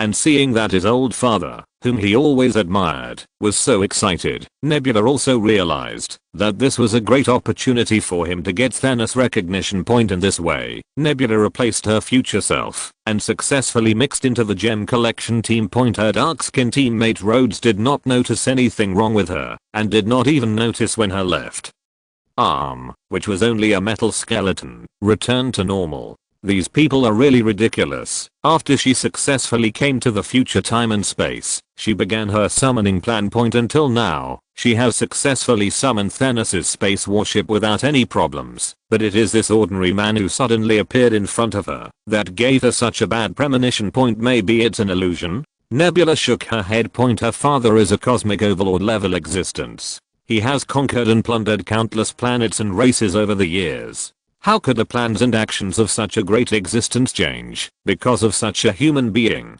Maybe it was too smooth this time, so smooth that even Nebula herself couldn't believe it. Just as Nebula was thinking about it, the center of the time-space shuttle instrument in the hall began to rotate and change. After a flash of light, a spaceship that had been shrunk countless times rose from the middle and continued to grow larger and returned to its original appearance. Due to the excessive speed The spaceship had not yet fully recovered before it directly penetrated the dome of the entire base and flew into the sky, and then it became its truly majestic appearance. Scene looked through the glass curtain wall at the spaceship floating in the air outside, delivering artillery fire to the entire base. He looked back at Nebula. This daughter was really picked up. It seems that Thanos didn't take it seriously at all. Bang. Boom. As the artillery fire raged, the entire base instantly became a pile of broken walls and ruins, and the only one who could stay on the ground was Scene. The position where he stood was still intact, as if he had not suffered any attack at all. Because of the bombardment of artillery fire, Nebula had to stagger left and right to avoid the high-rise buildings that were constantly broken and falling, but when he saw Scene, who was indifferent, she couldn't help but feel a little puzzled. Is this person so lucky? After the artillery fire, Nebula looked at Scene vigilantly while moving towards the spaceship. Thanos, wearing armor and holding the tyrant blade, landed on the ruins like a demon. He admired his masterpiece with an indifferent face, but he found that there were two people looking at him in the devastated ruins with his divine body. Thor was not hurt by the artillery attack of Thanos' spaceship. When he climbed up from the ruins, he saw Scene standing on the other side. Scene's eyes were fixed on the tall figure projected by the huge spaceship in the sky. Thor's eyes were also attracted by the figure like Scene. After realizing who that person was, Thor's excitement suddenly calmed down. For countless days and nights, he covered his head and cried with regret and blamed himself, and when he thought of Thanos, he wanted to eat his flesh and sleep on his skin, but it was a pity that Thanos had been killed by him. And now he finally has a chance for revenge again. Thanos didn't have any emotional fluctuations. When he saw Thor, he was just a young Aesir, and he was confident that he could deal with him. But when he turned his head to look at Scene, he frowned strangely. Where did this guy come from? Nebula didn't seem to have seen him in her memory. Coincidentally, at this time, Nebula also returned to his side. Father. Nebula bowed her head respectfully and greeted him, hoping to get Thanos' favor and look at him differently. But to her disappointment, Thanos just hummed lightly and then ordered her and Gamora, who came later, to find the original stone together. Nebula looked at Gamora jealously and secretly vowed in her heart that she must find the original stone before her and present it to Thanos, so that Thanos would definitely reward her. Father. That person seems to be a bit troublesome. But before leaving, Nebula still pointed to Scene standing aside and reminded Thanos. However, Thanos didn't listen to her words at all and didn't even answer. Seeing this, Nebula couldn't help but secretly call herself an idiot. With Thanos' strength, he was present in person, so who else could stop them? This wave of reminders was simply lowering the impression of Thanos in his heart, just like Nebula's thoughts. Thanos didn't take Scene seriously at all, but he was a little confused about the appearance of this person. However, this little doubt was fleeting. It was probably some unknown little character. He didn't need to do it himself. The army men on the spaceship could probably solve it. This wave of advantage is mine. Thanos even sat down bored. He wanted to wait until the people on the opposite side gathered together and waited until they thought they had the strength to fight him and then crush them in one fell swoop. Bang. Thanos, who had just sat down, flew out. He suspected that he was dreaming. Did he fall asleep when he sat down just now? But the pain on his cheek and the broken walls and ruins flying in front of him reminded him that this was real. Who is it? Thanos thought. However, before he could come up with an answer, the next attack came again. Bang bang bang. The continuous attacks were transmitted to Thanos like hitting a tennis ball, but he himself was the tennis ball being hit. At this moment, Thanos no longer had the domineering aura he had when he first got off the spaceship. Even with the protection of his armor, various scars began to appear on his body and face. Chapter 138. Is he mentally ill? Thor's eyes fell on Thanos and his two daughters beside him. Thanos was calmly giving orders to Nebula and Gamora, but Thor's heart was in turmoil. The strong sense of oppression created by the loose breath emanating from Thanos was like an invisible mountain weighing heavily on Thor's heart, making him nervous and excited. The reason for the nervousness was naturally due to Thanos' terrifying strength. As for the excitement, It was because the fighting spirit that had been abandoned for a long time was about to burst out at this moment, and he could no longer suppress his impulse to rush forward and compete with the other party. However, in the next moment, something unexpected happened. Thor's eyes, which were originally calm, suddenly widened, and one of the single eyes and the other mechanical eye used as a decoration almost jumped out of the eye sockets. The huge body that he had been thinking about day and night, like an unshakable nightmare in his mind, Thanos, unexpectedly flew out horizontally on his own without any warning in the next second. Even the majestic double-headed sword that had been stuck in the ground was gone.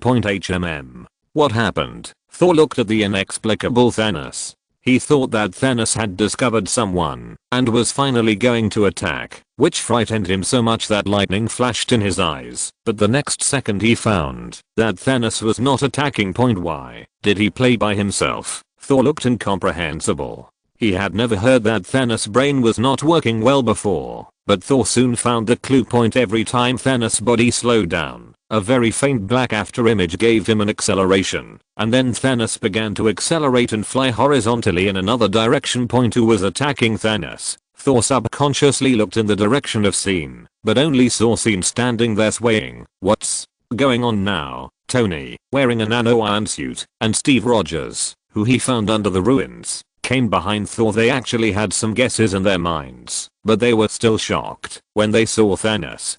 What is he doing?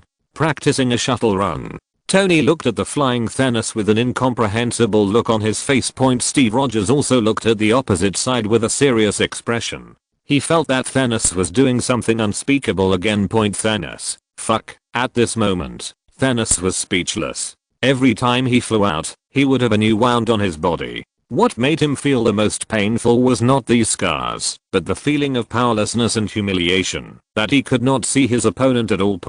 Just when Thanos was trying his best to find the pattern of his beating, he finally seized an opportunity. Got it?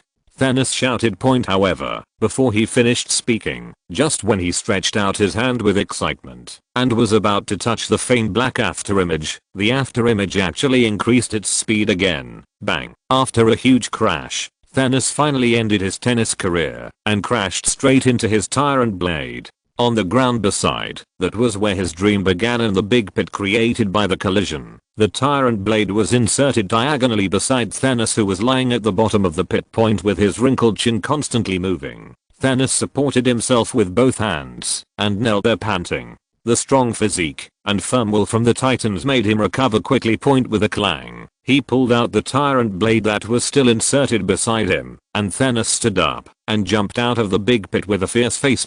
He looked at Scene not far away and had guessed that the attack just now was made by Scene. Who are you? The indifferent eyes on Thanos' purple head with a helmet finally lost their previous calmness, but were full of doubts. You can call me Thanatos, World Destroyer. Scene replied. P.S. Thanos is a variant of Thanatos, which originally means the god related to death in Greek mythology. Hearing this answer, that was obviously mocking his name, Thanos felt even more insulted. He raised the tyrant blade in his hand and rushed towards Scene. No. Seeing this, Tony, Steve and Thor immediately shouted and rushed up to try to stop Thanos, although they also suspected that Thanos' miserable condition just now was caused by Scene. Since Thanos was ready to fight back now, they would definitely join the battle. Scene watched Thor summon Stormbreaker and Mjolnir with both hands. The black armor made of divine power was almost unable to hold Thor's beer belly as he ran forward. As Thor roared and jumped up, a blue lightning as thick as his arm suddenly appeared from the sky and blocked Thanos' steps towards Scene. Seeing that his way forward was blocked, Thanos stopped and looked at the three people running towards him with disdain. You are so annoying. I have conquered so many planets and races, but I have never seen anyone like you who refuses to bow down, refuses to surrender, and thinks about resisting again and again. Thanos tightened the tyrant blade in his hand and glanced at Scene, who slowly sat down to watch the show. Since you insist on rushing to die, I will deal with you first. Don't worry, I will save you until the end, after I have solved everything you want to protect. I think that will be an extremely wonderful enjoyment. After saying the last sentence, Thanos even narrowed his eyes hearing this. Tony and the others could no longer bear it. They had already been defeated and crippled by Thanos once, and everyone was holding a grudge in their hearts. Now they just want to vent this grudge on the washboard chin of this purple potato spirit. As Steve threw his shield hard at Thanos, the battle finally began. Although Thanos had just been beaten by SYN without any ability to fight back, Thanos was still confident in dealing with Tony and the other two.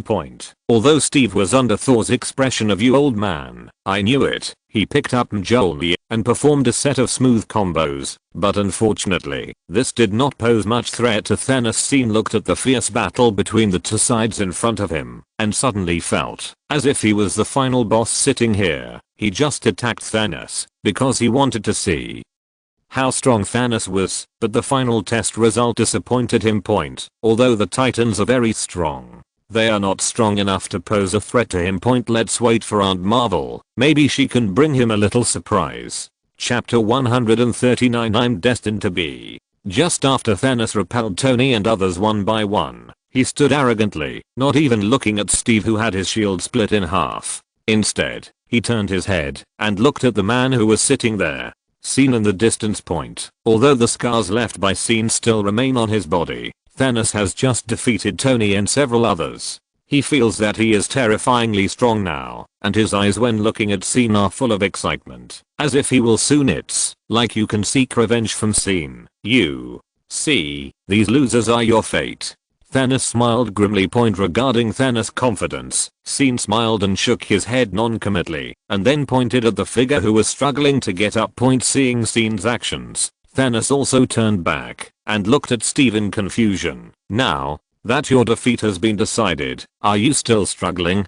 Thanos waved the tyrant blade in his hand and looked contemptuously at Steve, who was covered in dirt and stood there gasping for air. Oh, Steve exhaled and tightened the half remaining shield on his arm. I could spend all day with you. In fact, Steve was feeling miserable at the moment. Among the three of them, he was actually the weakest, but his two good teammates were now coaxed to sleep by Thanos. Although he knew that they had successfully brought back those people erased by Thanos, Steve was not sure when those teammates would come. Now besides Steve himself and Thanos, the only one still awake on the field was SYN. However, Steve was not sure whether SYN would help them, so he had no choice but to force the buff on himself. He looked down at his nearly shattered shield and dragged his injured leg forward step by step. In front of him were thousands of troops from Thanos' spaceship. Fortunately, Steve's other teammates didn't really let him fight 1 against 10,000 and rushed to the scene with the help of countless portals. Falcon Sam Wilson flew over the entire ruins and looked at the situation on the entire battlefield. The only thing that puzzled him was SYN, who was sitting there like an old man in the square. At this time, SYN was looking at Big Wanda, who had just arrived, and Little Peter, who had returned from Titan. Captain, I saw a strange guy. Do you know who he is? Sam Wilson quietly asked Steve in the earphone. That's SYN, Steve replied uncertainly. Do you know him? Is he from our side? I guess so. Ah, you sure? Falcon Sam asked doubtfully. Well, I'm not sure, but at least he's not on Thanos' side. Steve thought about the time when Steve was beaten up by Thanos and his face was bruised and swollen. SYN was watching from the side. While the two of them were talking, Doctor Strange also returned to Earth from Titan on the other side of the portal. He saw that the current situation was exactly the same as the future he had foreseen, and his hanging heart finally said, HMM. Who is this? Doctor Strange looked blankly at SYN, who was sitting leisurely in the distance, and his brows that were about to relax deepened. At this moment, SYN's appearance and the position he was sitting in were so eye-catching that almost everyone on the field was involuntarily attracted to him. On one side of this ruins are alien legions filing down from Thanos' majestic and mysterious spaceship. On the other side, there is a powerful collection of forces gathered by the Avengers of the Earth. Originally, the situation on the field should have been a confrontation between the two hostile parties, but now due to the presence of SYN, the situation on the field seemed to have turned into a strange three-legged situation. Although the situation at the scene looked strange, Steve and the others quickly focused all their attention on Thanos. Their most important task at the moment was to deal with Thanos and prevent him from snatching the Infinity Stones after Thor and Tony regained consciousness and returned to the team. Steve reached out to summon Mjolnir, and the final battle between the two sides was finally about to begin. The moment Scene saw Wanda, he suddenly missed the kitten at home. He stretched out his hand and summoned a 3-pointed two-edged knife just when the two sides were about to start fighting. A thunderous sound suddenly sounded on the field, followed by a huge sound of gold and iron clashing. Then all the Avengers who had just assembled saw Thanos falling down holding the broken tyrant blade. At the same time, his entire body was divided into two halves, with surprise and regret on his face. Sir Ebony Throat looked in disbelief at the body of the most powerful master in his heart being split into two, and burst into a miserable wail. However, soon under the dual output of Scene's heat ray and the 3-pointed two-edged sword, the army brought by Thanos was almost massacred by him alone. The Avengers who were still standing there and were eager to try could not help but be frightened when they saw this scene of massacre. How could this happen? I'm the Destiny. Thanos' powerful vitality prevented him from dying immediately. After Scene eliminated all the minions, he came directly to Thanos. I know, Destiny Man. Then, another ball of golden red eternal fire surged up and burned Thanos' remaining body cleanly. Just after Thanos was killed, Scene felt the eternal fire in his body jump violently. It was also at this time that Scene felt a burst of indifference and dead silence. Scene stood there with a frown, searching carefully in his body, but found nothing. Captain, did we win? Falcon Sam forced himself to close his wide mouth. It looks like it seems so. Steve also answered blankly. He just wanted to shout a word to cheer everyone up, but it ended like this. It's over. Then what about the injury I just suffered? What about the shield that was split into pieces? Steve couldn't help but glance at the half shield in his hand. He was ready for a desperate battle, but the development of things was really beyond his expectations, or it was beyond everyone's expectations. The most shocked person at this moment was probably Strange. He had clearly seen the 1 in 10 million chance on Titan, and for this, he had even sacrificed the time stone that their wizard swore to protect with their lives. But now the ending was completely different from what he saw. Thinking of this, he turned his head and glanced at Tony, and at this time Tony also turned his head and looked at him. Is this the only winning ending you saw? Tony stretched out a finger to confirm with Strange. Strange looked at the finger speechlessly. Walter? Is there something wrong? Or is the battle not over yet? Tony stared at Strange worriedly. What? Strange felt as uncomfortable as if he had swallowed a live fly. Chapter 140. A loud noise in the sky. The old lady was beaten and entered the scene. Seeing that everyone on Thanos' side was killed, even the nearly invincible Thanos in their eyes was dead, everyone looked at the people around them with a bewildered expression. Who are we? Where are we? What are we doing here? Wanda looked at Scene, who was still standing not far away, and used magic to control her body to fly over there and landed next to Scene. No matter who you are, you killed Thanos and helped me get revenge. I want to say thank you to you. I will remember it, Wanda said with tears in her eyes. Scene, who was still exploring the situation in his body, saw the big Wanda in this time and space coming to thank him, so he had to put the sudden situation aside first. He looked at the sad expression on the big Wanda's face and shook his head gently. The Wanda in this time and space was in great pain because of the death of Vision. However, Scene also noticed that Wanda had grown up and developed quite well. It seems that the potential of little Wanda has not been fully developed. Then Tony and Steve also gathered around to thank Scene for helping them. Hey, sir, that move you just made, the red laser from your eyes, was so cool. And can you show me your flaming sword? Where did it go? Why did it disappear? Oh, I see. Is it also nanotechnology? Peter danced excitedly at Scene, and even Tony, who hadn't seen him for a few years, didn't see him greet him. Tony on the side couldn't help but pout when he saw this scene. This dead kid is really heartless. Just as Steve was explaining Scene's origins to others, Scene suddenly looked up at the sky. What's wrong? Are there any more enemies? Steve also keenly noticed Scene's movements. I'll leave for a while, Scene said and flew directly into the sky. Friday, what's going on? Tony saw Scene fly away like this and couldn't help asking his new assistant after Jarvis, "Sir, something is approaching the atmosphere at a high speed. Mr. Scene is also very fast. They will meet in about 1 second." Friday answered and reported the situation she monitored to every 1 point. As soon as she finished speaking, there was a violent crash in the sky, followed by continuous muffled thunder. Could it be? Tony looked at Steve, and he thought of the light he saw when he was almost wandering in the universe to death. Shit. Can anyone contact them? After Tony's reminder, Steve also thought of who was coming. Since Scene didn't make it clear before ushing up, he thought Scene regarded Danvers as an enemy. Thor? Can you fly up to stop them?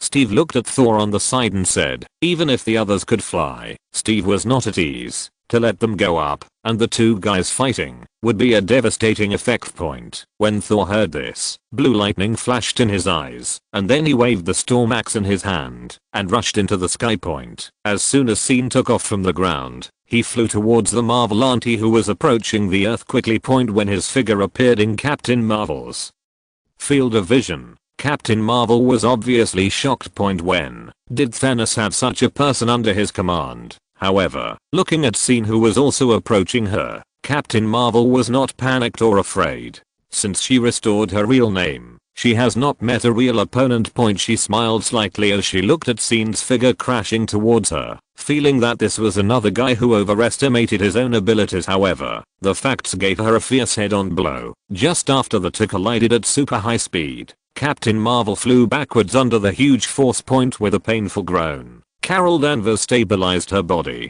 She looked at Scene who was still floating in the distance with disbelief, and her heart was in turmoil. How is this possible? Who is this guy? However, before she could catch her breath, Scene's figure disappeared again, and then she noticed Scene's attack. It can be said that the battle between the two was basically one-sided. Scene kept attacking Captain Marvel, while weighing the gap between her and Thanos in his heart.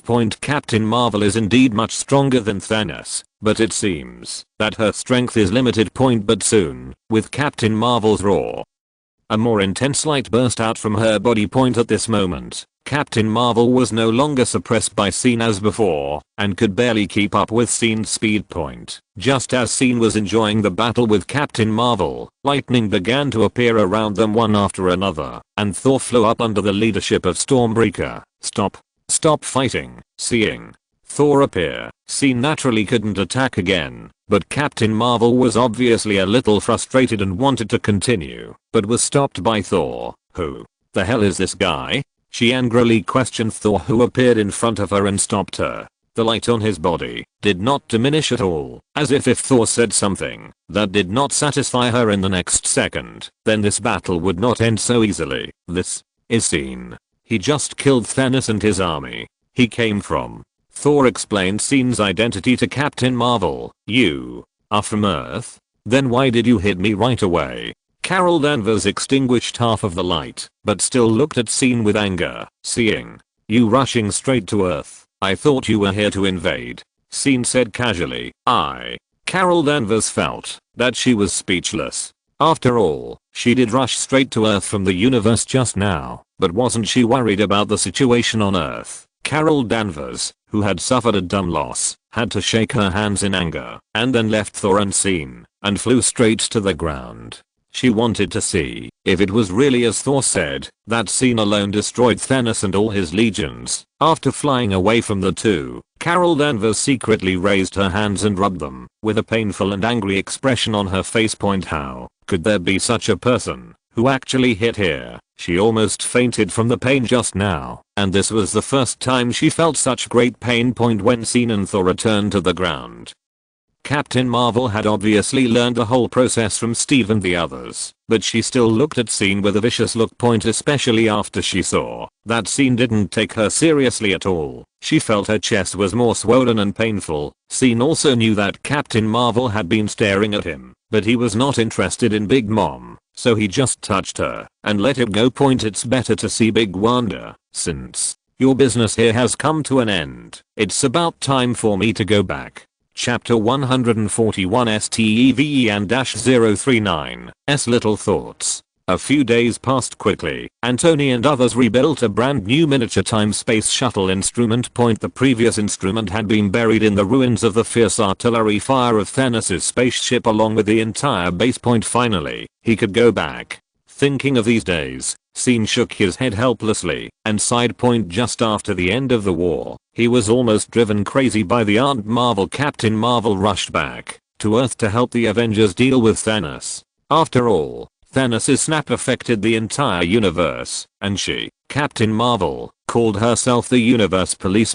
However, after learning that Thanos had been solved by Scene, Captain Marvel did not leave directly as hurriedly as before, but stayed on Earth. It turned out that, since Scene met her for the first time that day and the two had a fight, Captain Marvel became interested in Scene's strength.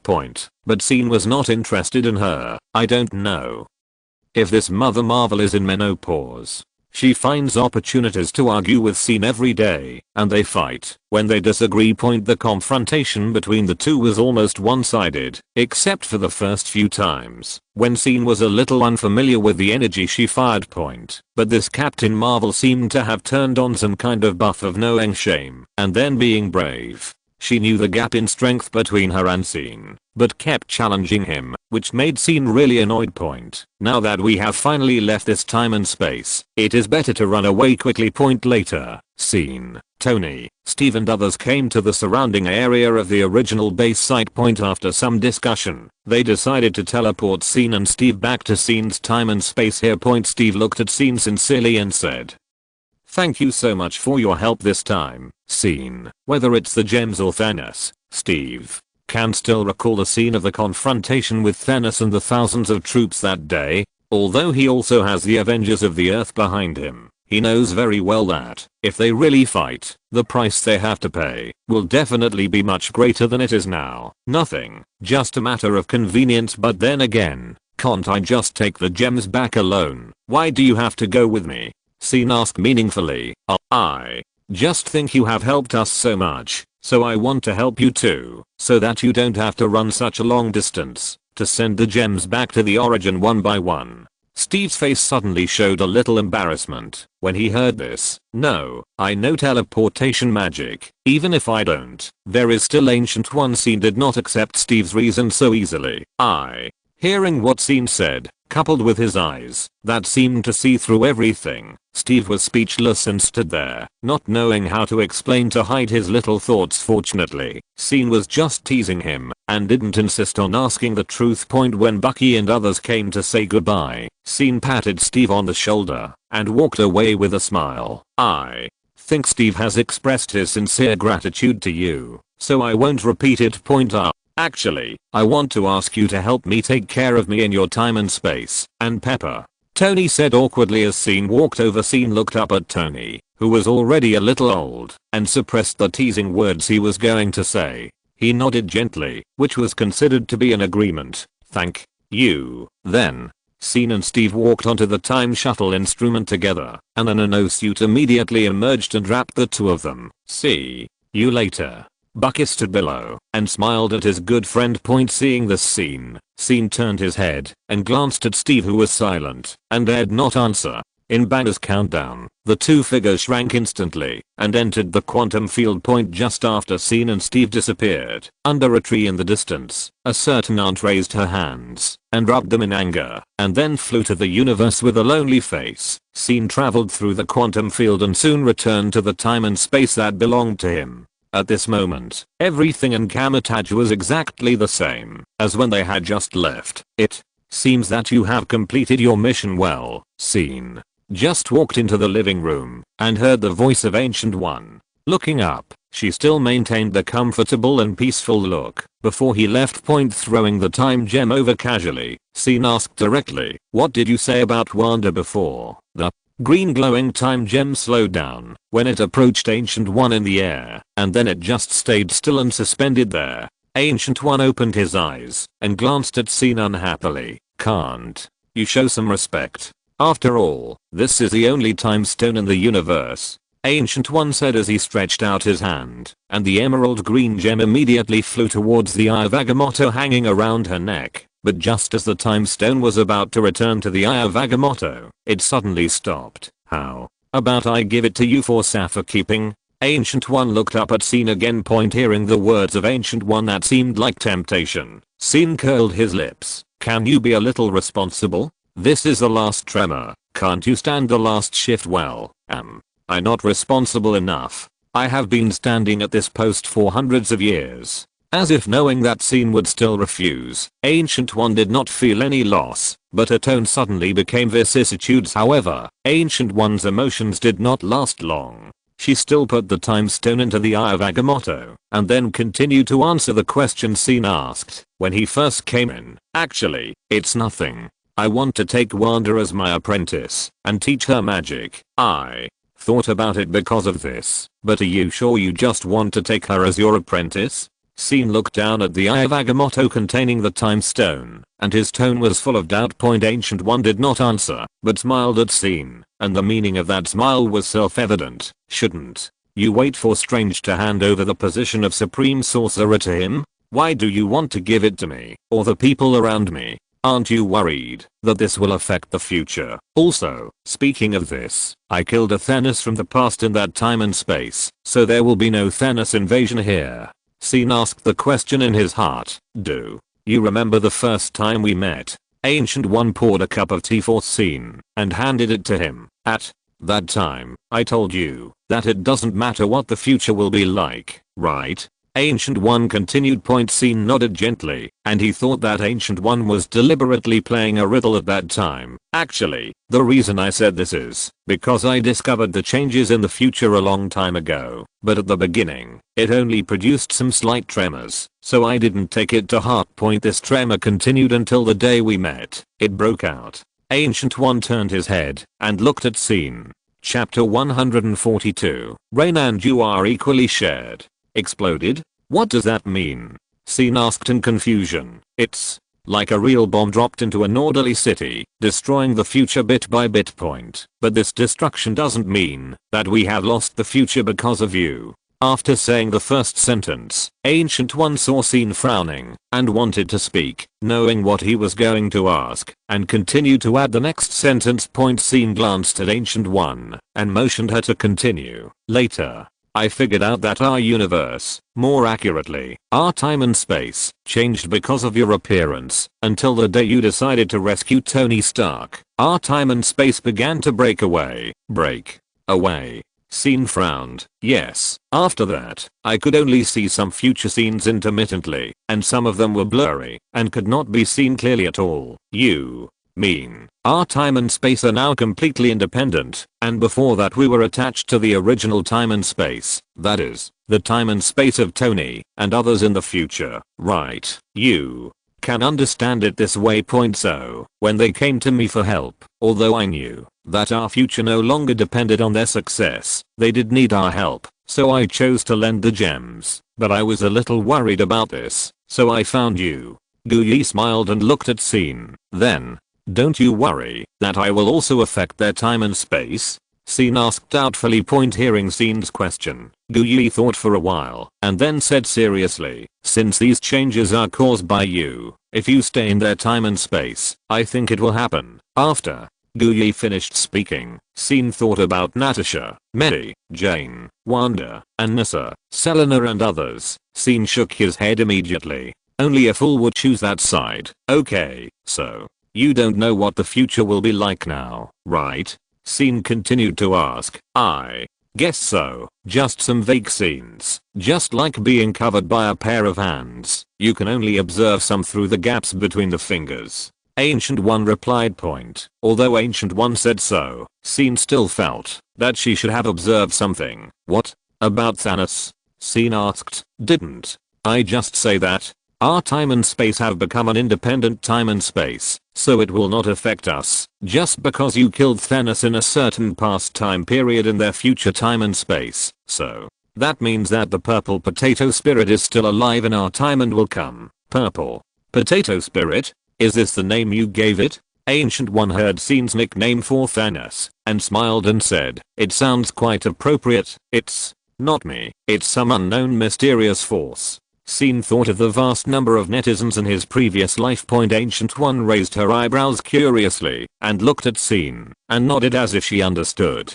She knew that Scene's origin was very mysterious after all. Not everyone can directly affect a space-time or even make it independent. Then, let's go back to that question. Why are you so intent on pushing the position of the Supreme Sorcerer to me? Actually, I'm betting. Hearing Scene ask this, Guyi's expression suddenly became very interesting. I think you are definitely not a simple existence, so I want to bet on you.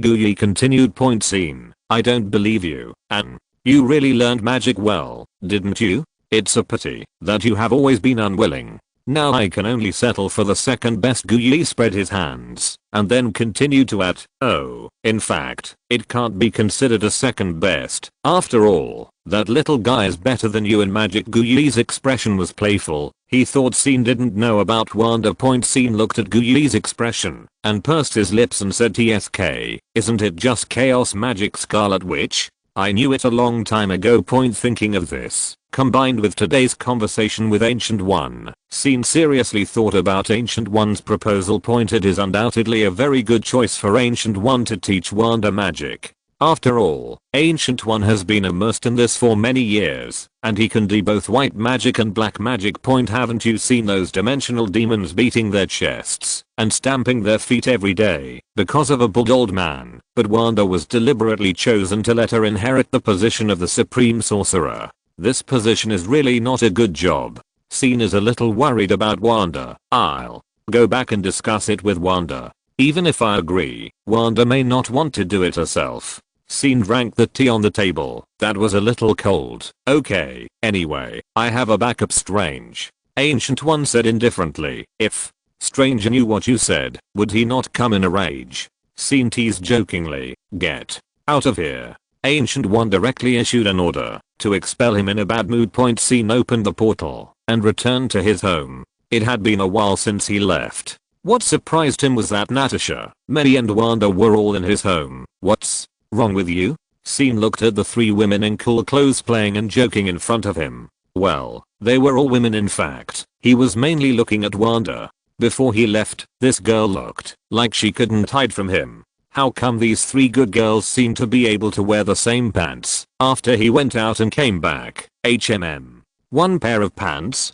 Hehe, what are you laughing at? Look at your trembling face. Watch your saliva. Natasha said unhappily. Point she came back because of Scene. But what happened? This guy just left with a bald woman. Even if that woman was the so-called Supreme Sorcerer, so what? And this guy actually stared at Wanda as soon as he came back. If Scene knew what Natasha was thinking now, he would definitely refute with righteous words. Who said I was staring at Wanda? I was obviously staring at the three of you. Okay. Question mark?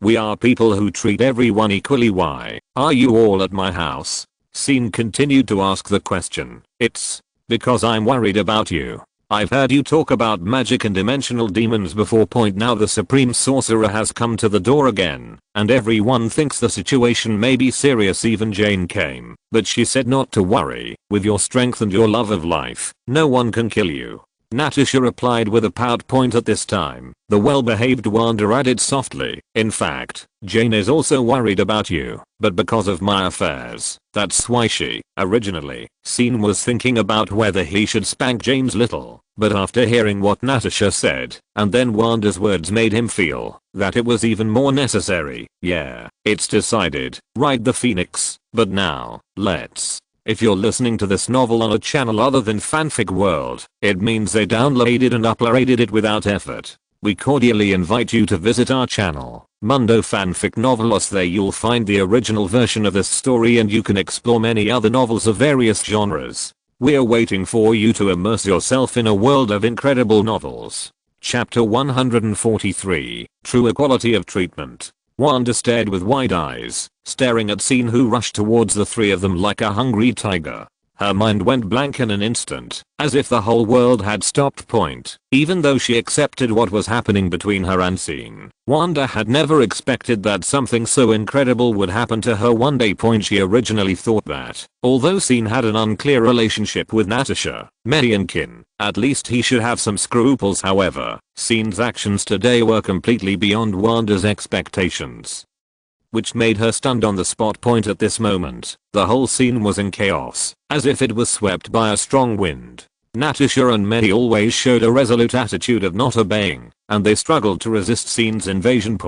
But what was unexpected was that at this critical moment, Wanda, who had been standing there without any expression, was extremely surprised and indescribably shy. She obeyed Scene's command, and obeyed Scene's request. Wanda's series of actions simply made Scene love her to death. He was just talking casually, but he didn't expect Wanda to really do what he said. On the other side, Natasha and May kept pulling and covering the only pitiful blanket on the sofa, trying to protect their last bit of dignity. Unfortunately, facing Scene's powerful hands, their efforts seemed so pale and powerless. In the end, the two had to give up struggling, and ran towards the few rooms in Scene's house together. At this time, Natasha was in Scene's master bedroom. She first breathed a sigh of relief, then looked at her outfit, which looked like a charming homely urban beauty. But then she cursed herself in her heart. She should have worn stockings earlier. That guy was obviously a pervert. And just opposite the door, where Natasha was leaning, behind the tightly closed door, Medi was also breathing heavily with expectation and fear. However, compared with Natasha, Medi's self-control was obviously much inferior at this moment. Medi tightly covered her chest, and felt that her little heart was like a frightened little rabbit, bang bang bang, almost jumping out of her throat. Although Medi usually behaves more normal and more intellectually charming when she is with Scene, that is only because there are other people present. When she is alone with Scene, Medi seems to have lost her ability to control herself. No matter what Scene asks, she will do it willingly, just like at this moment. Scene just knocked on her door a few times. Although Medi may still have some resistance in her heart, her hands seem to be out of control. She involuntarily reaches for the door lock and slowly opens the door for Scene that separates the two of them. At this time, Scene also heard Natasha's obvious expectation in the next room, because she was lying on the door and concentrating on receiving all the signals from the outside world.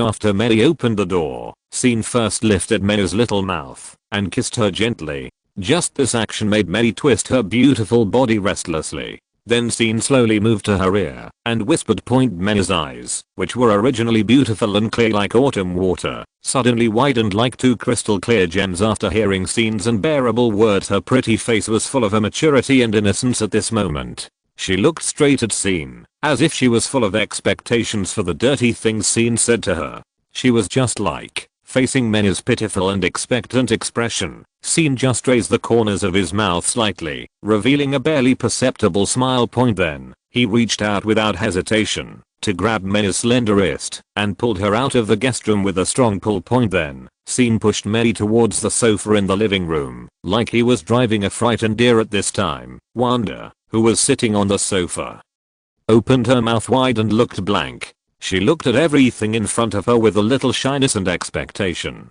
She was in a daze. Scene quickly came to the sofa and whispered a few words to Medi's ear. Medi's cheeks instantly flushed like the sunset. She lowered her head shyly and didn't even dare to raise her head to look at anyone. Then, Scene said something in Wanda's ear in the same way. Similarly, Wanda's face quickly turned red, like a ripe apple, and even the base of her neck was stained with a light pink. Both of them were very shy, as if they wanted to find a crack in the ground to crawl into. But at this time, Scene's attention was not on Medi and Wanda. His sharp eyes were fixed on the direction of the master bedroom, revealing a hint of cunning and pride. After solving two, there is still one left, and I must take her down today. At this time, in the master bedroom, a figure was sneakily sticking to the door, trying to eavesdrop on the movements outside, but due to the distance, Natasha could not hear anything. At this time, Scene's mind moved, and he cast a magic point with a light click. The door of the master bedroom, that was originally locked tightly by Natasha, opened automatically. As the door suddenly opened, Natasha couldn't help but screamed and subconsciously stepped back 2 steps. However, Scene's action was 1 step faster than her, and he flashed into the master bedroom in the blink of an eye. Then, he stepped forward without hesitation, forcing Natasha, who was panicked, to have no place to retreat. Natasha did not expect this sudden scene at all. When she saw the man she had been thinking about day and night appear in front of her with such a tough attitude, she couldn't help but show a dazed expression on her face. Before she recovered from her shock, Scene had already pounced on her like a ferocious cheetah and stretched out his powerful arms to tightly embrace her delicate waist. Still want to run? Baby, you can't escape tonight. Scene's deep and magnetic voice seemed to carry an irresistible magic, gently ringing in Natasha's ears. Every word was like an electric current, penetrating Natasha's eardrum and hitting her heart. Chapter 144, Riding the Phoenix. Hearing what Scene said, Natasha slowly reacted. Thinking of the past with Scene and what she might experience soon, Natasha curled her lips and snorted coquettishly. HMPH. Who wants to run away? Don't be so self-righteous. I'm afraid I don't know who will cry for mercy first. However, only she knew that facing this bad guy in front of her, it would be difficult to escape from his clutches tonight. This night was very long. At least in the eyes of Natasha, May and Wanda. The three of them experienced shyness, expectation, desire, fear, and then a little desire. Wanda might be a little better. Natasha and May had always thought that, even if they couldn't take Scene alone, it would not be a problem to win the final victory.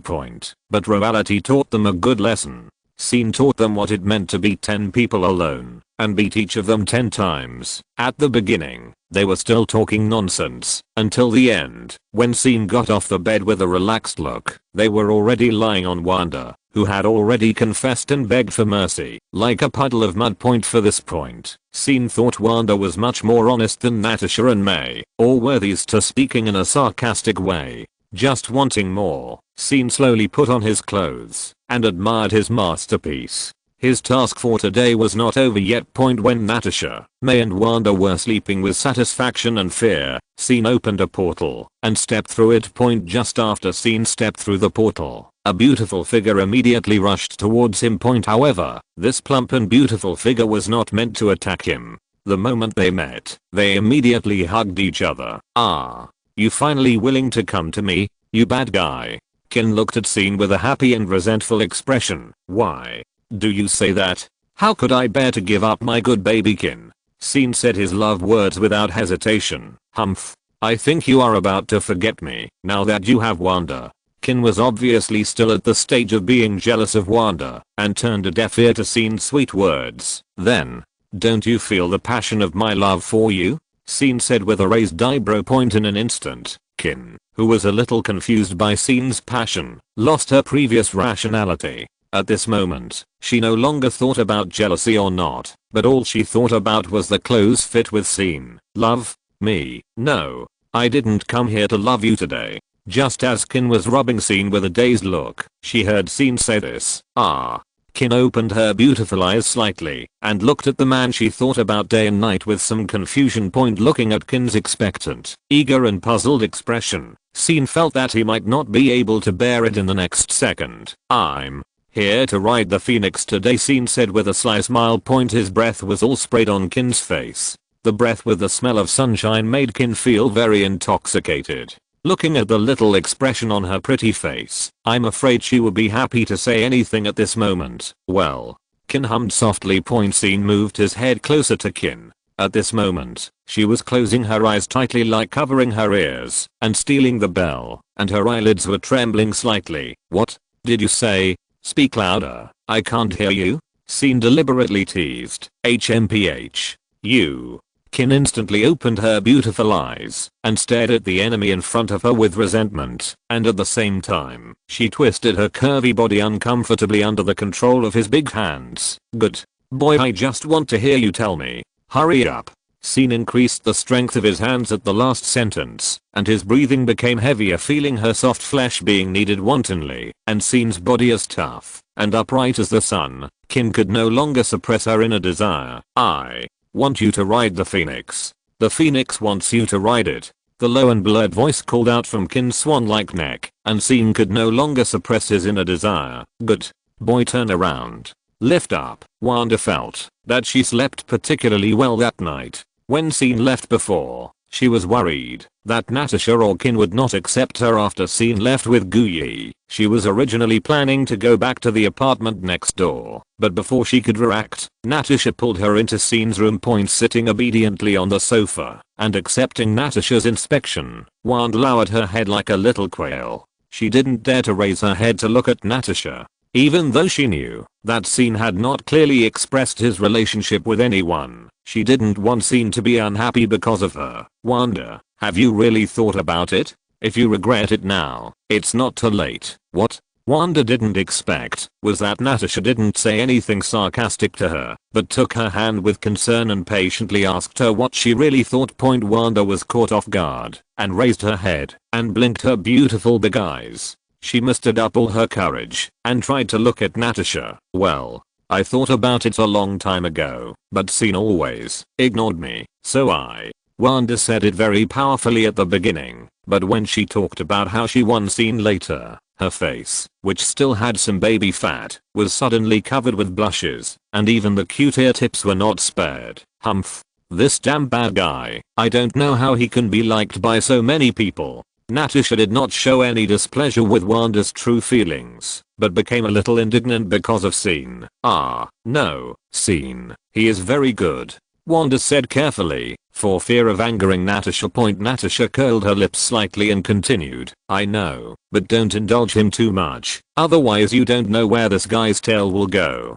Got it? Natasha pretended to sternly warn Wanda, the newcomer, but she didn't know that even she would still be defeated every time she encountered Scene's bad requests and easily agreed to that guy. Don't be too indulgent. Wanda was a little confused. For Natasha's statement, she didn't know what indulgence meant. Wanda thought that any idea of Scene was right, and she would support it, and want to achieve it for him. And because of this, when Natasha called many later, and prepared to educate Wanda, Wanda still didn't listen. She always thought that Scene's idea was right. Isn't it wrong to be happy together? Isn't Scene's happiness her happiness? Chapter 145 New Changes. After achieving the night achievement, Scene took advantage of Jane's confusion and directly opened the portal to force the 4 people to play Imagine together.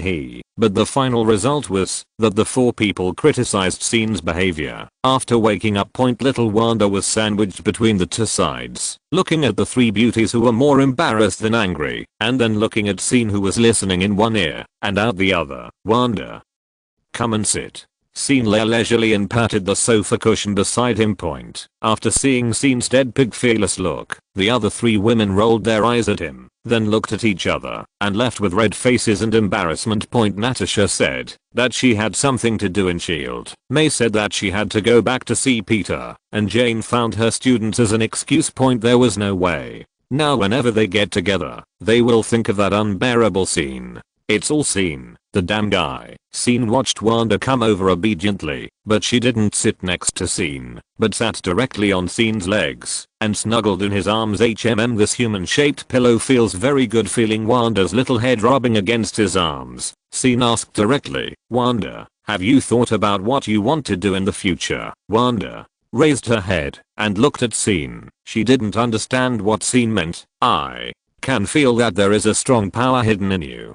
Do you want to develop them and control them? Scene asked. Wanda breathed in the sunshine on Scene. Since she came to Scene, she and Pietro have lived happily and comfortably, which almost made her forget the previous experiences. But now that Scene suddenly mentioned her superpowers, Wanda was also very confused, and she didn't know how to answer Scene for a while. Don't worry, you can think slowly, we have plenty of time. No matter what decision you make, I will support you.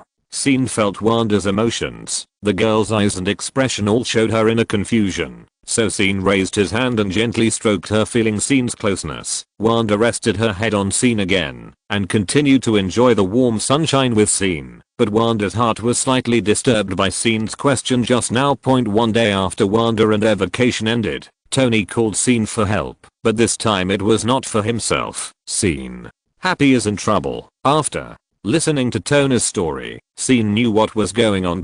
Then Tony who was gloomy in the ward, saw the familiar Mars portal suddenly light up in front of him. Tony, who looked surprised, was obviously surprised that scene came so quickly this time.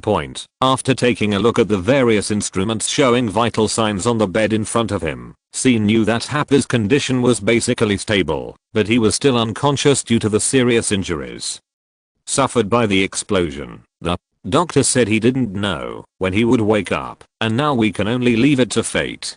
Tony's voice was slightly trembling. Happy had been with him for more than 10 years, and the relationship between the two was no longer that of boss and employee. Although Happy was a little out of tune sometimes, he was also one of Tony's few good friends. Well, I can try to see if I can cure him. Just when Tony's sadness was about to overflow, Scene said, which was also one of the purposes of his visit this time. How to cure? Tony looked over in confusion.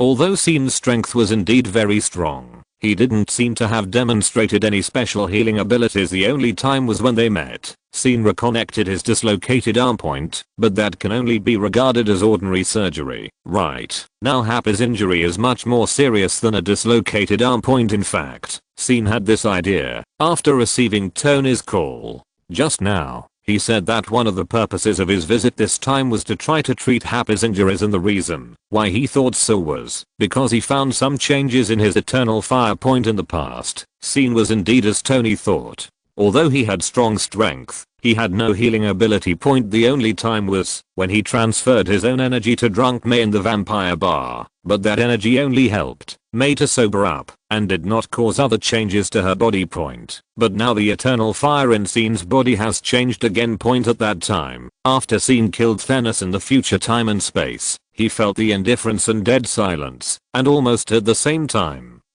the eternal fire in his body jumped violently. At that time, Scene thought that there was something wrong with him, or that someone had invaded his body or mind, so he stood there and searched for the reason in his body, but he never found anything. Finally, he had to give up temporarily after being interrupted by others. After Scene returned to his own time and space, he carefully analyzed the situation in his body and finally found something unusual. There was nothing wrong with his body and mind, and the only thing that changed in his body was the eternal fire. At the beginning, after Scene absorbed the eternal fire in Asgard, the eternal fire merged with the energy from the sun in his body. At that time, the eternal fire was like the inexhaustible solar energy in his body, and at the same time, possessed the characteristics of fire. Then the Phoenix Force in Kin's body almost exploded, and he also absorbed some of the energy from Kin's body. Although the eternal fire at this time also changed, it still maintained the essence of fire. But after the jump in the future time and space, Scene found that the eternal fire actually gave him a feeling of vitality. It was also because of this sudden change that Scene had done some small experiments on some plants around him before. He was surprised to find that the eternal fire could indeed promote the growth of plants or directly burn the plants. The difference only depended on how he chose. So, after he heard what Tony said about Happy's experience, he immediately rushed over just to try whether the new characteristics of the eternal fire could cure Happy. Scene briefly told Tony his idea. Tony didn't react at first. After all, he had felt too many surprises from Scene. It wasn't until Scene raised his finger to show the treatment plan he was going to give Happy that Tony looked at him with a worried look. You saying that you want to inject this golden flame into Happy's body? Chapter 146 Special Uses of Eternal Fire. Are you sure this thing won't burn all the fat on his body? Tony looked at the jumping flame on Scene's outstretched finger. Although he believed in Scene in his heart, he was still a little worried. But soon, with a thought from Scene, Tony also felt the vitality contained in the eternal fire. He even felt that, just by looking at it twice, his two waists riddled with holes seemed like there are signs of resurrection. Brother, can you give me this thing? Tony suddenly reached out and touched his lower back, and then asked with a flattering and lewd look on his face. Immediately aware of Tony's thoughts, Scene rolled his eyes at him angrily. Who the hell do you think I am? There is no word Wendy in my name. Ignoring the mean Tony, Scene turned his attention to Happy on the hospital bed. This was his first time operating on a human body, and he didn't know what kind of effect it would have. Under Tony's expectant gaze, Scene's golden little flame flew towards Happy on the hospital bed. After the flames came into contact with Happy, Happy did not show any signs of catching fire. Instead, the flames disappeared directly into Happy's body. Almost in an instant, Happy, who was seriously injured, began to recover quickly. Under Scene's clairvoyance, the damaged bones and organs in Happy's body were restored to their previous state and even strengthened by the vitality of the eternal fire. Tony, on the other hand, saw that the scars on Happy's surface quickly healed and took on a new look. This change made him more determined to ask Scene to burn him with fire. As Scene stopped, Happy, who was supposed to be unconscious on the hospital bed, shouted directly, "It's so cool, don't stop." As soon as these words came out, Scene's face suddenly darkened. Damn it, I'm treating you, not providing you with any special services. After saying that, Happy quickly opened his eyes with unfinished content, looking at Tony, who rushed to the bed and looked at him with concern, and Scene, who had a black line on his face next to him. Happy said in confusion, "Boss, why are you? Where is that blonde beauty just now?" Seeing that Happy really woke up and was looking for some blonde beauty, Tony finally put down the stone hanging in his heart. He was not worried that Scene would hurt Happy, but he was worried that Happy's injury was too serious and even Scene's methods could not save him.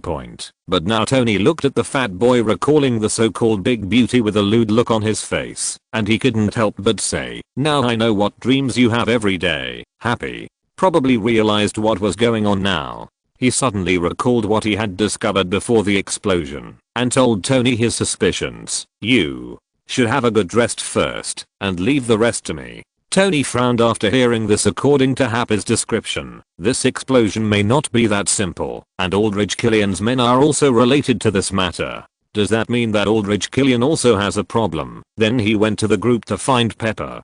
Could it be that he was also eyeing Pepper? Tony was thinking quickly, but all his thoughts now were just speculations, and he couldn't just prove the truth of the matter. Since Happy is fine now, should I withdraw first? Although the result was a bit nonsensical, at least Scene confirmed this time that his eternal flame did have new properties.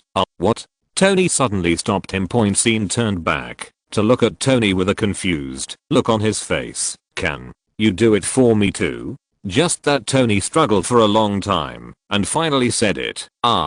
You really planning to rely on this to make a difference? Can't you just exercise?" Scene shook his head angrily, but then Tony's performance made him feel a little strange. "Let's talk on the road." Tony obviously didn't want to tell Scene what he was going to say next in such a crowded place in the hospital.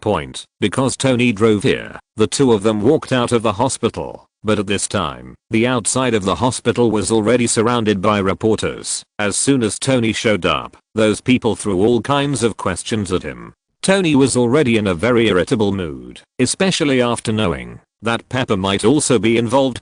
Seeing the reluctance of these reporters, Tony directly disclosed the address of his mansion. He hoped that this behavior could attract the attention of the so-called Mandarin. Scene looked at Tony, who was looking gloomy in the driver's seat. "There seems to be something wrong with you." He felt that Tony's previous behavior in the hospital was too extreme. "Actually, I've been very anxious since that time in New York." After hearing Tony's story, Scene couldn't help but frown. He originally thought that the New York war had changed because of him, so Tony would no longer suffer from anxiety attacks, but in fact, Scene was wrong. The real reason for Tony's anxiety was not because of the battle itself. Tony hopes to protect everything he owns. After he becomes Iron Man, he feels that this has become a responsibility for him. He hopes to protect everything. The New York War also made him realize that there are so many powerful beings in the universe coveting the Earth, which also put a lot of pressure on him. He wanted to protect the Earth and everything he loved. These pressures have been constantly urging him, but at the same time they have also suppressed him. So, after he saw Scene's magical treatment, he hoped that Scene could give him one too. "I don't think this will work for your situation. Your anxiety comes from your heart and your spirit. Maybe my eternal fire can heal your body, but it may not be able to heal your mind." Scene looked at Tony and said regretfully, then patted his shoulder. Hearing Scene's words, Tony could only smile helplessly. Because Tony made his address public, his mansion has now received attention from all sides, especially since he provoked the Mandarin. So, what are you going to do? Scene followed Tony to the basement of his house, track him, find him, kill him, thinking of the pain that Happy had suffered, the explosions caused by the Mandarin, and the fact that he might have targeted Pepper. Tony now just wanted to get rid of this guy once and for all. Although, I can't do anything about your anxiety disorder, I'm still very good at what you said. After all, this is our group's business. It's not good for me, a shareholder, to just take money without doing anything. Scene smiled at Tony. Feeling Scene's concern, Tony's mood improved a little. But Tony's words soon made Scene think that it would be better to let this guy fend for himself, since he couldn't die anyway. Why don't you give me that flame first? I feel that my body is a little bit overwhelmed recently. By the way, to what extent can it restore me? Chapter 147. I'm passive. Originally, Tony was going to handle this matter by himself. After all, in his opinion, he was just an ordinary terrorist. As Iron Man, if he couldn't even deal with such a guy, how could he protect the Earth? But now that Scene is here, it can save some effort. And compared with Scene's abnormal ability, Jarvis's intelligent analysis is still a little worse. After all, Scene can directly hear the sound of any corner of the Earth. Soon, with the help of Scene, they determined several locations. But when Tony was about to leave, Scene stopped him, because Scene had heard the hurried high heels of Pepper entering the door. Tony is a well-known public figure, not to mention that the recent explosion of the Mandarin was quite fierce. When Tony left the hospital, he made such a statement to so many reporters and journalists from all walks of life. So Pepper received the news at the first time. When Pepper's car approached the mansion, she had already discovered the helicopters and people from all walks of life around the mansion. She hurriedly got out of the car and went straight to the basement. After entering the door, Tony, we have to change our location quickly. This place is completely exposed. Hi Scene, Pepper said as she came down the stairs and greeted Scene. It seemed that she knew that Tony was with Scene. Scene and I are going to find trouble with the guy who hurt Happy. You may need to hide for a while and find a safer place. Tony ran up in 2 steps and held Pepper's shoulder and said with concern, you. Hearing Tony say this, Pepper was a little worried about his safety, but when she thought of Scene's presence, she felt that she should be worried about the terrorists. Can't I just stay at home?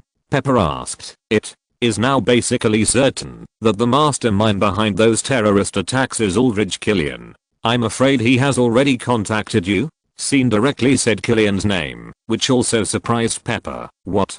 Killian? Really? Oh my god. Is it him? Yes, and in his plan, revenge on Tony is a very important part. He has already set his sights on you. Scene continued to answer. Then, where should I go? Pepper believed Scene's words. Tony, what's the matter with suddenly feeling a little sour in my mouth? Don't worry Pepper, I won't let you get hurt. Tony quickly comforted. Although Aldrich Killian is not a big problem, for the sake of safety, I have a suitable place to send Pepper there. Scene said and opened a portal directly. Pepper looked at the long corridor on the other side of the portal. This place doesn't look like a military base at all. Why does it feel more like a bookish atmosphere? Tony saw the familiar Scene and knew where Scene planned to place Pepper. It was indeed a very good place. If Killian and the others really went there, they would be looking for death. Then Scene took Tony and Pepper to find Jane, who was teaching mutant children. Jane just glanced at Scene and Tony behind him and knew the purpose of Scene and the others. Then she said a few words to the children and ended the class. Then she took Scene and the others to the reception room. Scene looked at the office that originally belonged to Charles and was now directly converted into a reception room by Jane. He couldn't help but shook his head and smiled. The girl had a strong desire for revenge. I think it won't take you too much time to solve those things. Miss Pepper will be safe here. I promise. Just as Tony was about to speak, Jane said directly and competently, how could she? Pepper didn't understand Jane's ability. She was surprised that Jane knew the purpose of their visit. However, Tony reacted immediately and then explained to Pepper in a low voice. It would have been better if he hadn't explained. After the explanation, Pepper's eyes changed when she looked at Jane. After all, not everyone can accept someone who can see through your heart directly. Jane didn't care about Pepper's eyes. Her personality is much more free and easy than before. Then she called Katie directly. "Hi, Scene." Katie looked at Scene with surprise. She thought that Jean had some teaching arrangements with her, but she didn't expect to see the person she had been thinking about day and night. "Katie, long time no see. You have grown a lot." Scene looked at Katie, who was about the same age as little Wanda. Just this sentence made this cute little girl pout and look at him dissatisfied, but soon the little girl's eyes were filled with the joy and happiness of meeting again. Then Katie also saw Tony and Pepper standing on the side, but the moment she saw Tony, her reaction was still the same as before, leaning towards Scene. This action also made Pepper subconsciously glance at Tony. "You were so young, but you were so cruel." "Misunderstanding. It's all a misunderstanding. Brother, help me explain it. I'm not a criminal." Tony knew that she was thinking wrongly when he saw Pepper's expression and eyes, and quickly looked at Scene for help. His reputation was really too bad before. "It seems that you have always remembered Aurora's warning to you." Scene touched Katie's little head and praised her. Then he also jokingly helped Tony explain. Otherwise Tony would really become a pervert in Pepper's eyes. After some introduction, Kin arranged for Katie to take Pepper to visit the college and make arrangements for her before leaving. Katie finally plucked up the courage to say something to Scene. "If I have time, can I come and play with you?" "Of course," Scene replied, looking at Katie's big, expectant eyes. Although he didn't know what Katie wanted to play with him, Scene immediately agreed. Seeing Katie leaving happily with Pepper with a narrow look on his face, he suddenly felt a chill running down his spine. "No, can my body still feel cool?" Looking back, he saw Kin's red hair that was gradually floating up and the cold smile hanging on the corner of her mouth. Scene could only spread his hands and said, "It's not my fault." Seeing that Scene still had this impassive look, Kin could only let down her hair with a depressed look. She had discovered that Scene had a special attraction to these little guys. She thought that such a long as time passed, that emotion should have calmed down, but alas, I miscalculated. After solving Pepper's problem, Scene was about to call Tony to bring warmth to Killian. As a result, when he turned around, he saw Tony squinting at him with a mean and obscene look. "Tony, I knew you were punished, brother." Chapter 148. The old lover came with his child. Scene was too lazy to explain to this guy who was full of 18+ thoughts.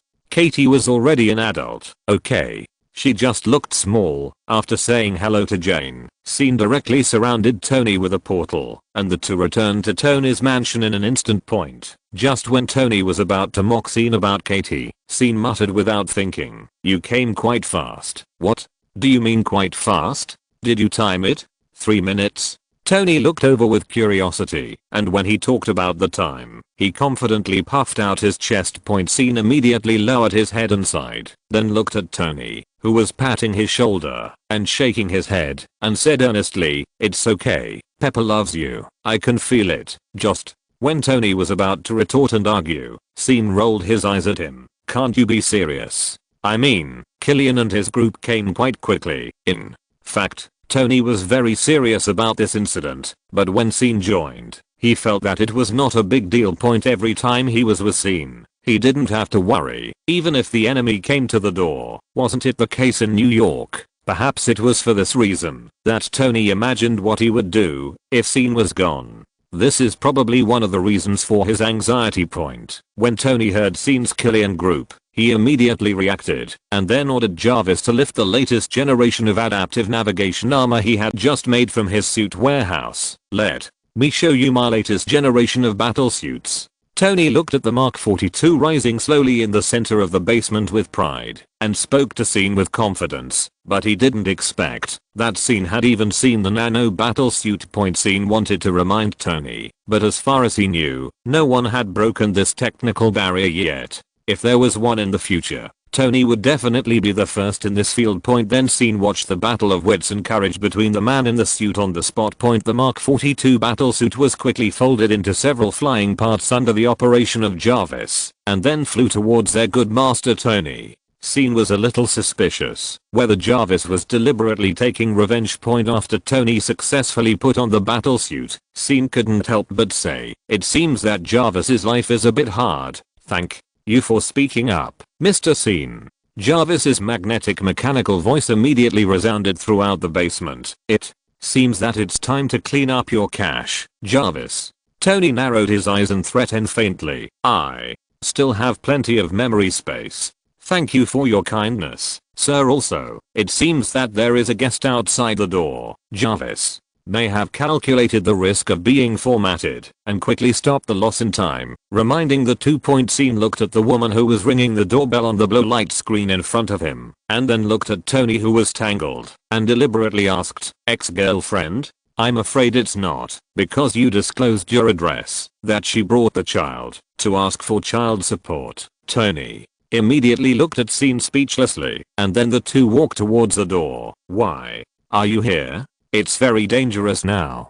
Don't tell me that you still have a 12-year-old child waiting in the car outside." Because of Scene's words just now, Tony is now a little psychologically traumatized. To be precise, it's 13 years old. "I really didn't expect you to still remember me. I thought you had forgotten me completely a long time ago," the woman who entered the door said with some surprise.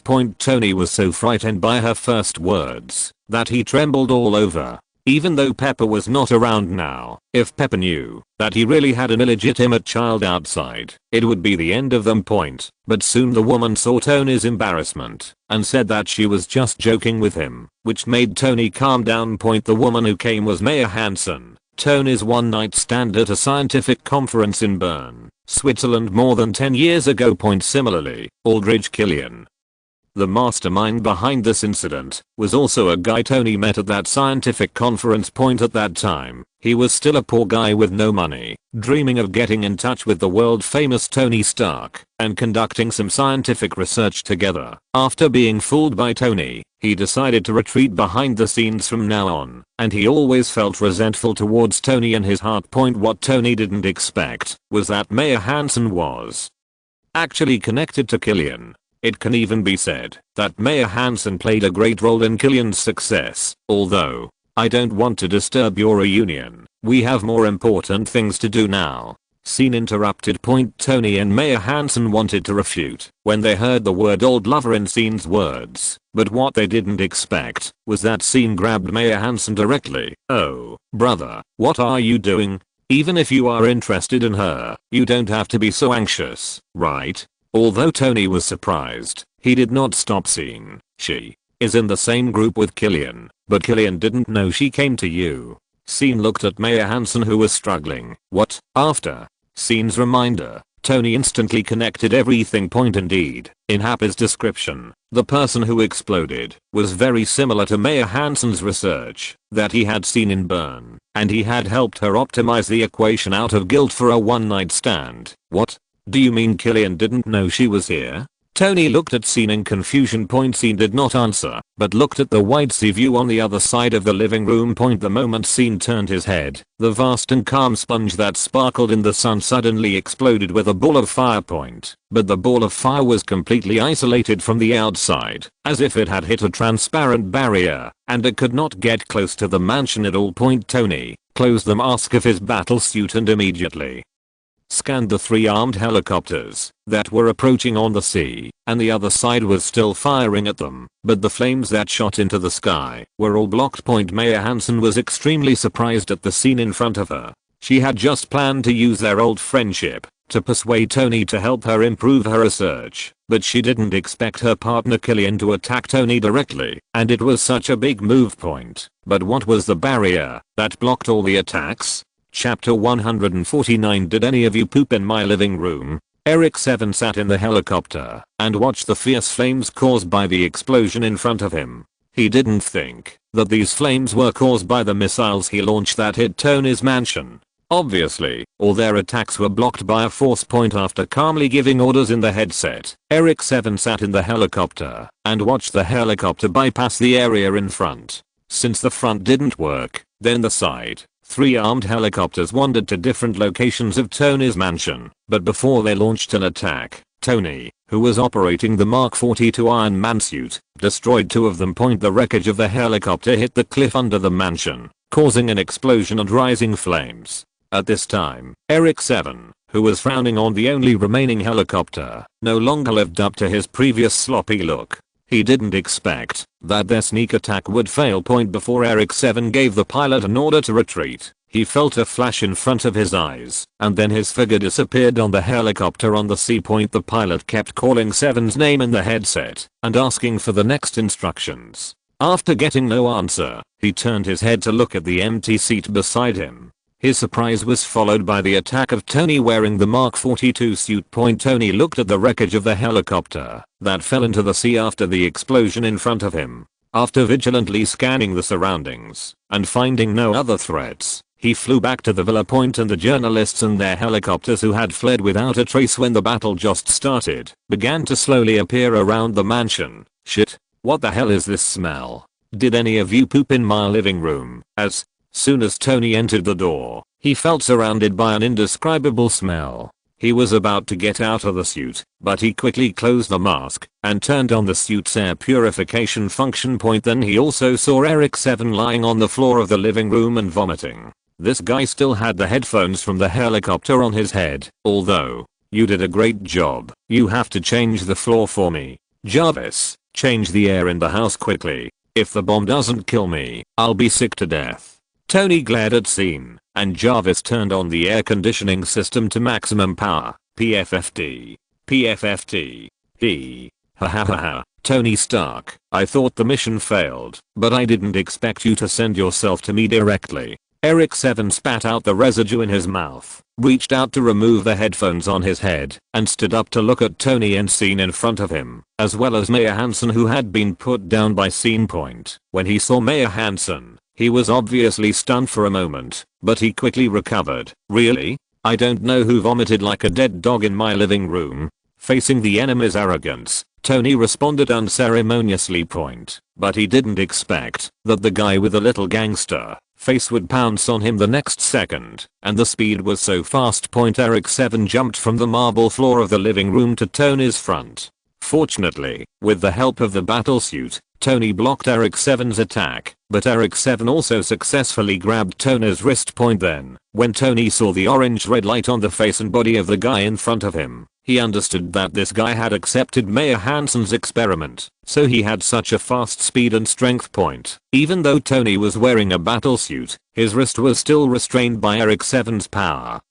And the guy's hands were like red-hot steel. The extremely high temperature even directly affected Tony's battlesuit's operating system, which also made Tony's whole person suppressed and almost fell down. Now, who is the dead dog? Listening to the other party's provocative words, Tony suddenly opened his chest cannon and bombarded Eric 7, knocking him out and hitting the steps on the side. Who else could it be but you? Tony's battlesuit recovered quickly after being freed from the shackles. He looked at the charred hole on Eric 7's belly and said disdainfully, "Don't talk too early, right, ma'am?" Scene knew that this scoundrel was not so easy to die. Mayor Hansen, who was so scared that she couldn't speak, was probably the most clear about this. Sure enough, when Tony looked over with a puzzled look, the orange-red light appeared on Eric 7's body again, especially in his injured part, which was constantly wriggling and growing, as if it had been refined by high temperature and recovered in a short while. Ah, that was really painful, but it's not that easy to kill me. I'm immortal. Eric 7 looked at Tony with a smile on his face, as if the person who had just been blown to death was not him at all. Why don't you do it? This guy's too arrogant. I can't stand it. Tony had come across Mayor Hansen's research when he was in Switzerland. He knew that the guy in front of him could indeed continuously repair himself. Tony was also a little troubled by this guy's ability, so he looked directly at Scene on the side. Seeing Tony's actions, Eric 7 also looked at Scene with a playful look on his face. He didn't think Scene had any way to deal with him. You may not have any idea about immortality. Your half-baked self-healing ability is not as good as a wolf I have seen before. Scene thought of Logan, whose self-healing ability is thousands of times stronger. Eric 7 didn't care about Scene's words. Who doesn't talk big? I'll deal with you next. After I deal with Tony point. Just when he attacked Tony again, he found that he was caught inexplicably point. How is this possible?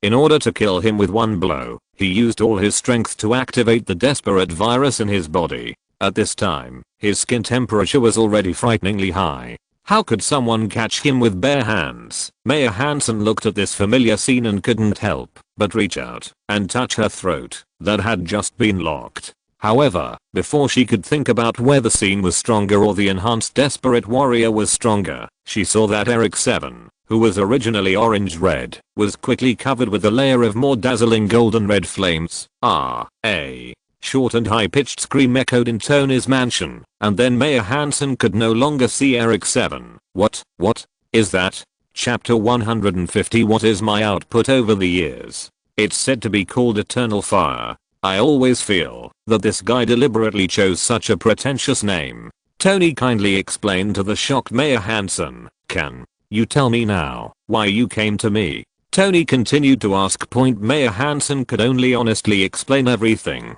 She was indeed with Killian.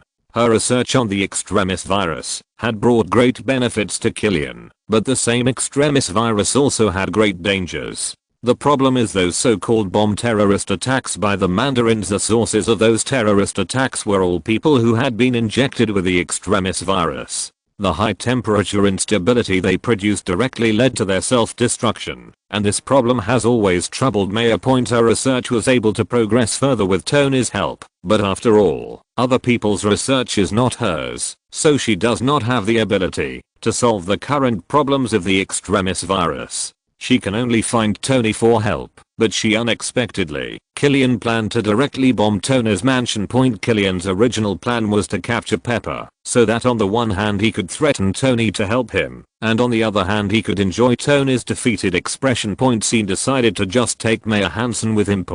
Although this little girl talks about everything, she does it all for research. But Scene didn't believe that she really wasn't involved. In all knew nothing about Killian's dirty deeds over the years. Then the three of them came to a manor in Tennessee together, where the fake Mandarin was, as well as the controller behind him. Aldridge Killian. In an office in the manor, Aldridge Killian received the report from his subordinates and his face was full of confusion. He was waiting for Eric 7 to call back and report the results of the attack on Tony's mansion. And then his men told him that Tony Stark was now in his mansion. His cautious character made him decide to go and take a look in person. If these idiots were talking nonsense, he would give them each a shot of the unstable extremis virus. When Killian walked into the courtyard of the manor, he saw the steel suit and the face that haunted him under the open mask. It was indeed Tony Stark. But soon Killian saw someone else who surprised him. Maya Hansen, his best friend. Seeing her standing together with Tony again, Killian couldn't help but frown in thought. Could this stinky woman have rebelled? Is it just because of that night? Then my output over the years is nothing.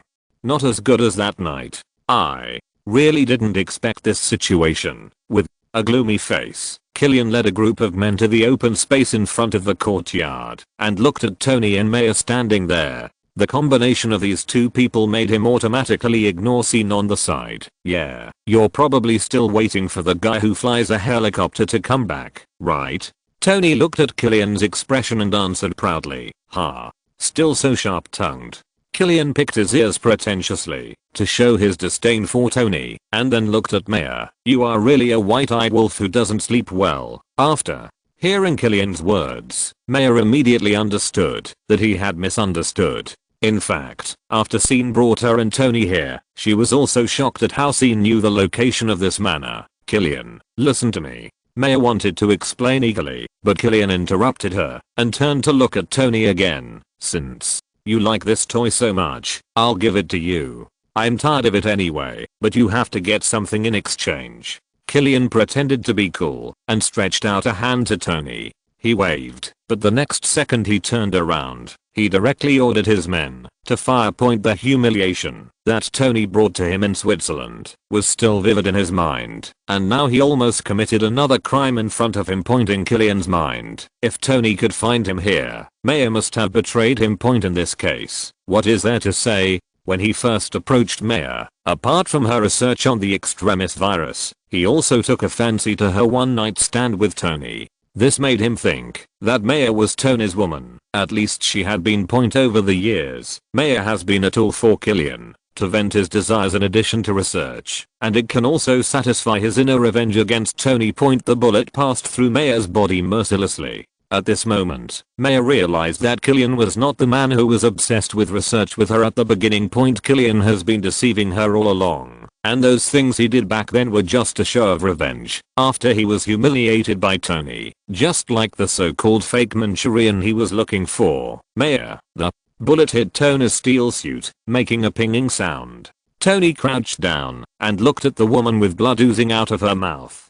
Unfortunately, Maya soon lost her breath. After a round of shooting, Killian looked at Maya on the ground with no vital signs and felt happy, especially after Tony showed concern for her. Seeing Tony turning around and looking at him with anger, Killian continued to express his anger. Sat, don't worry, after I capture your real woman, I will make you feel what I have felt. Everything. The real woman Killian was referring to was naturally Pepper. After all, how could Maya, who had just had a one-night stand with Tony, satisfy his desire for revenge against Tony? Killian's provocation successfully touched Tony's bottom line. He no longer said any nonsense and fired a palm cannon at Killian, but Killian dodged it flexibly. However, the power of the palm cannon still hit Killian's main point. After a few leaps, Killian quickly rushed in front of Tony. It must be said that his speed was much faster than that of his main point, but his result was the same as that of his main point. Just as Killian suddenly jumped up and pounced on Tony, who had no time to react, he was held in the throat by a hand and lifted into the air. Killian, who was caught, kept struggling, and his clothes were burned clean by the rising temperature of his body. Angry and violent, Killian tried to cut off Scene's arm directly with his hands, like a high temperature cutting machine. But what he didn't expect was that the ordinary man in front of him not only didn't receive any damage, but even his sleeves were intact. At this moment, Killian recalled the wave of bullets fired by his men just now. His attention was all on Tony and Maya, and he didn't notice that this man actually stood there without moving from beginning to end. End of this chapter. Thank you very much for reaching the end. Don't forget to like. Looking for more exclusive content and immediate access? Subscribe to our Patreon. Remember, every like, subscription, or donation encourages us to continue. Thanks to everyone. See you in the next video.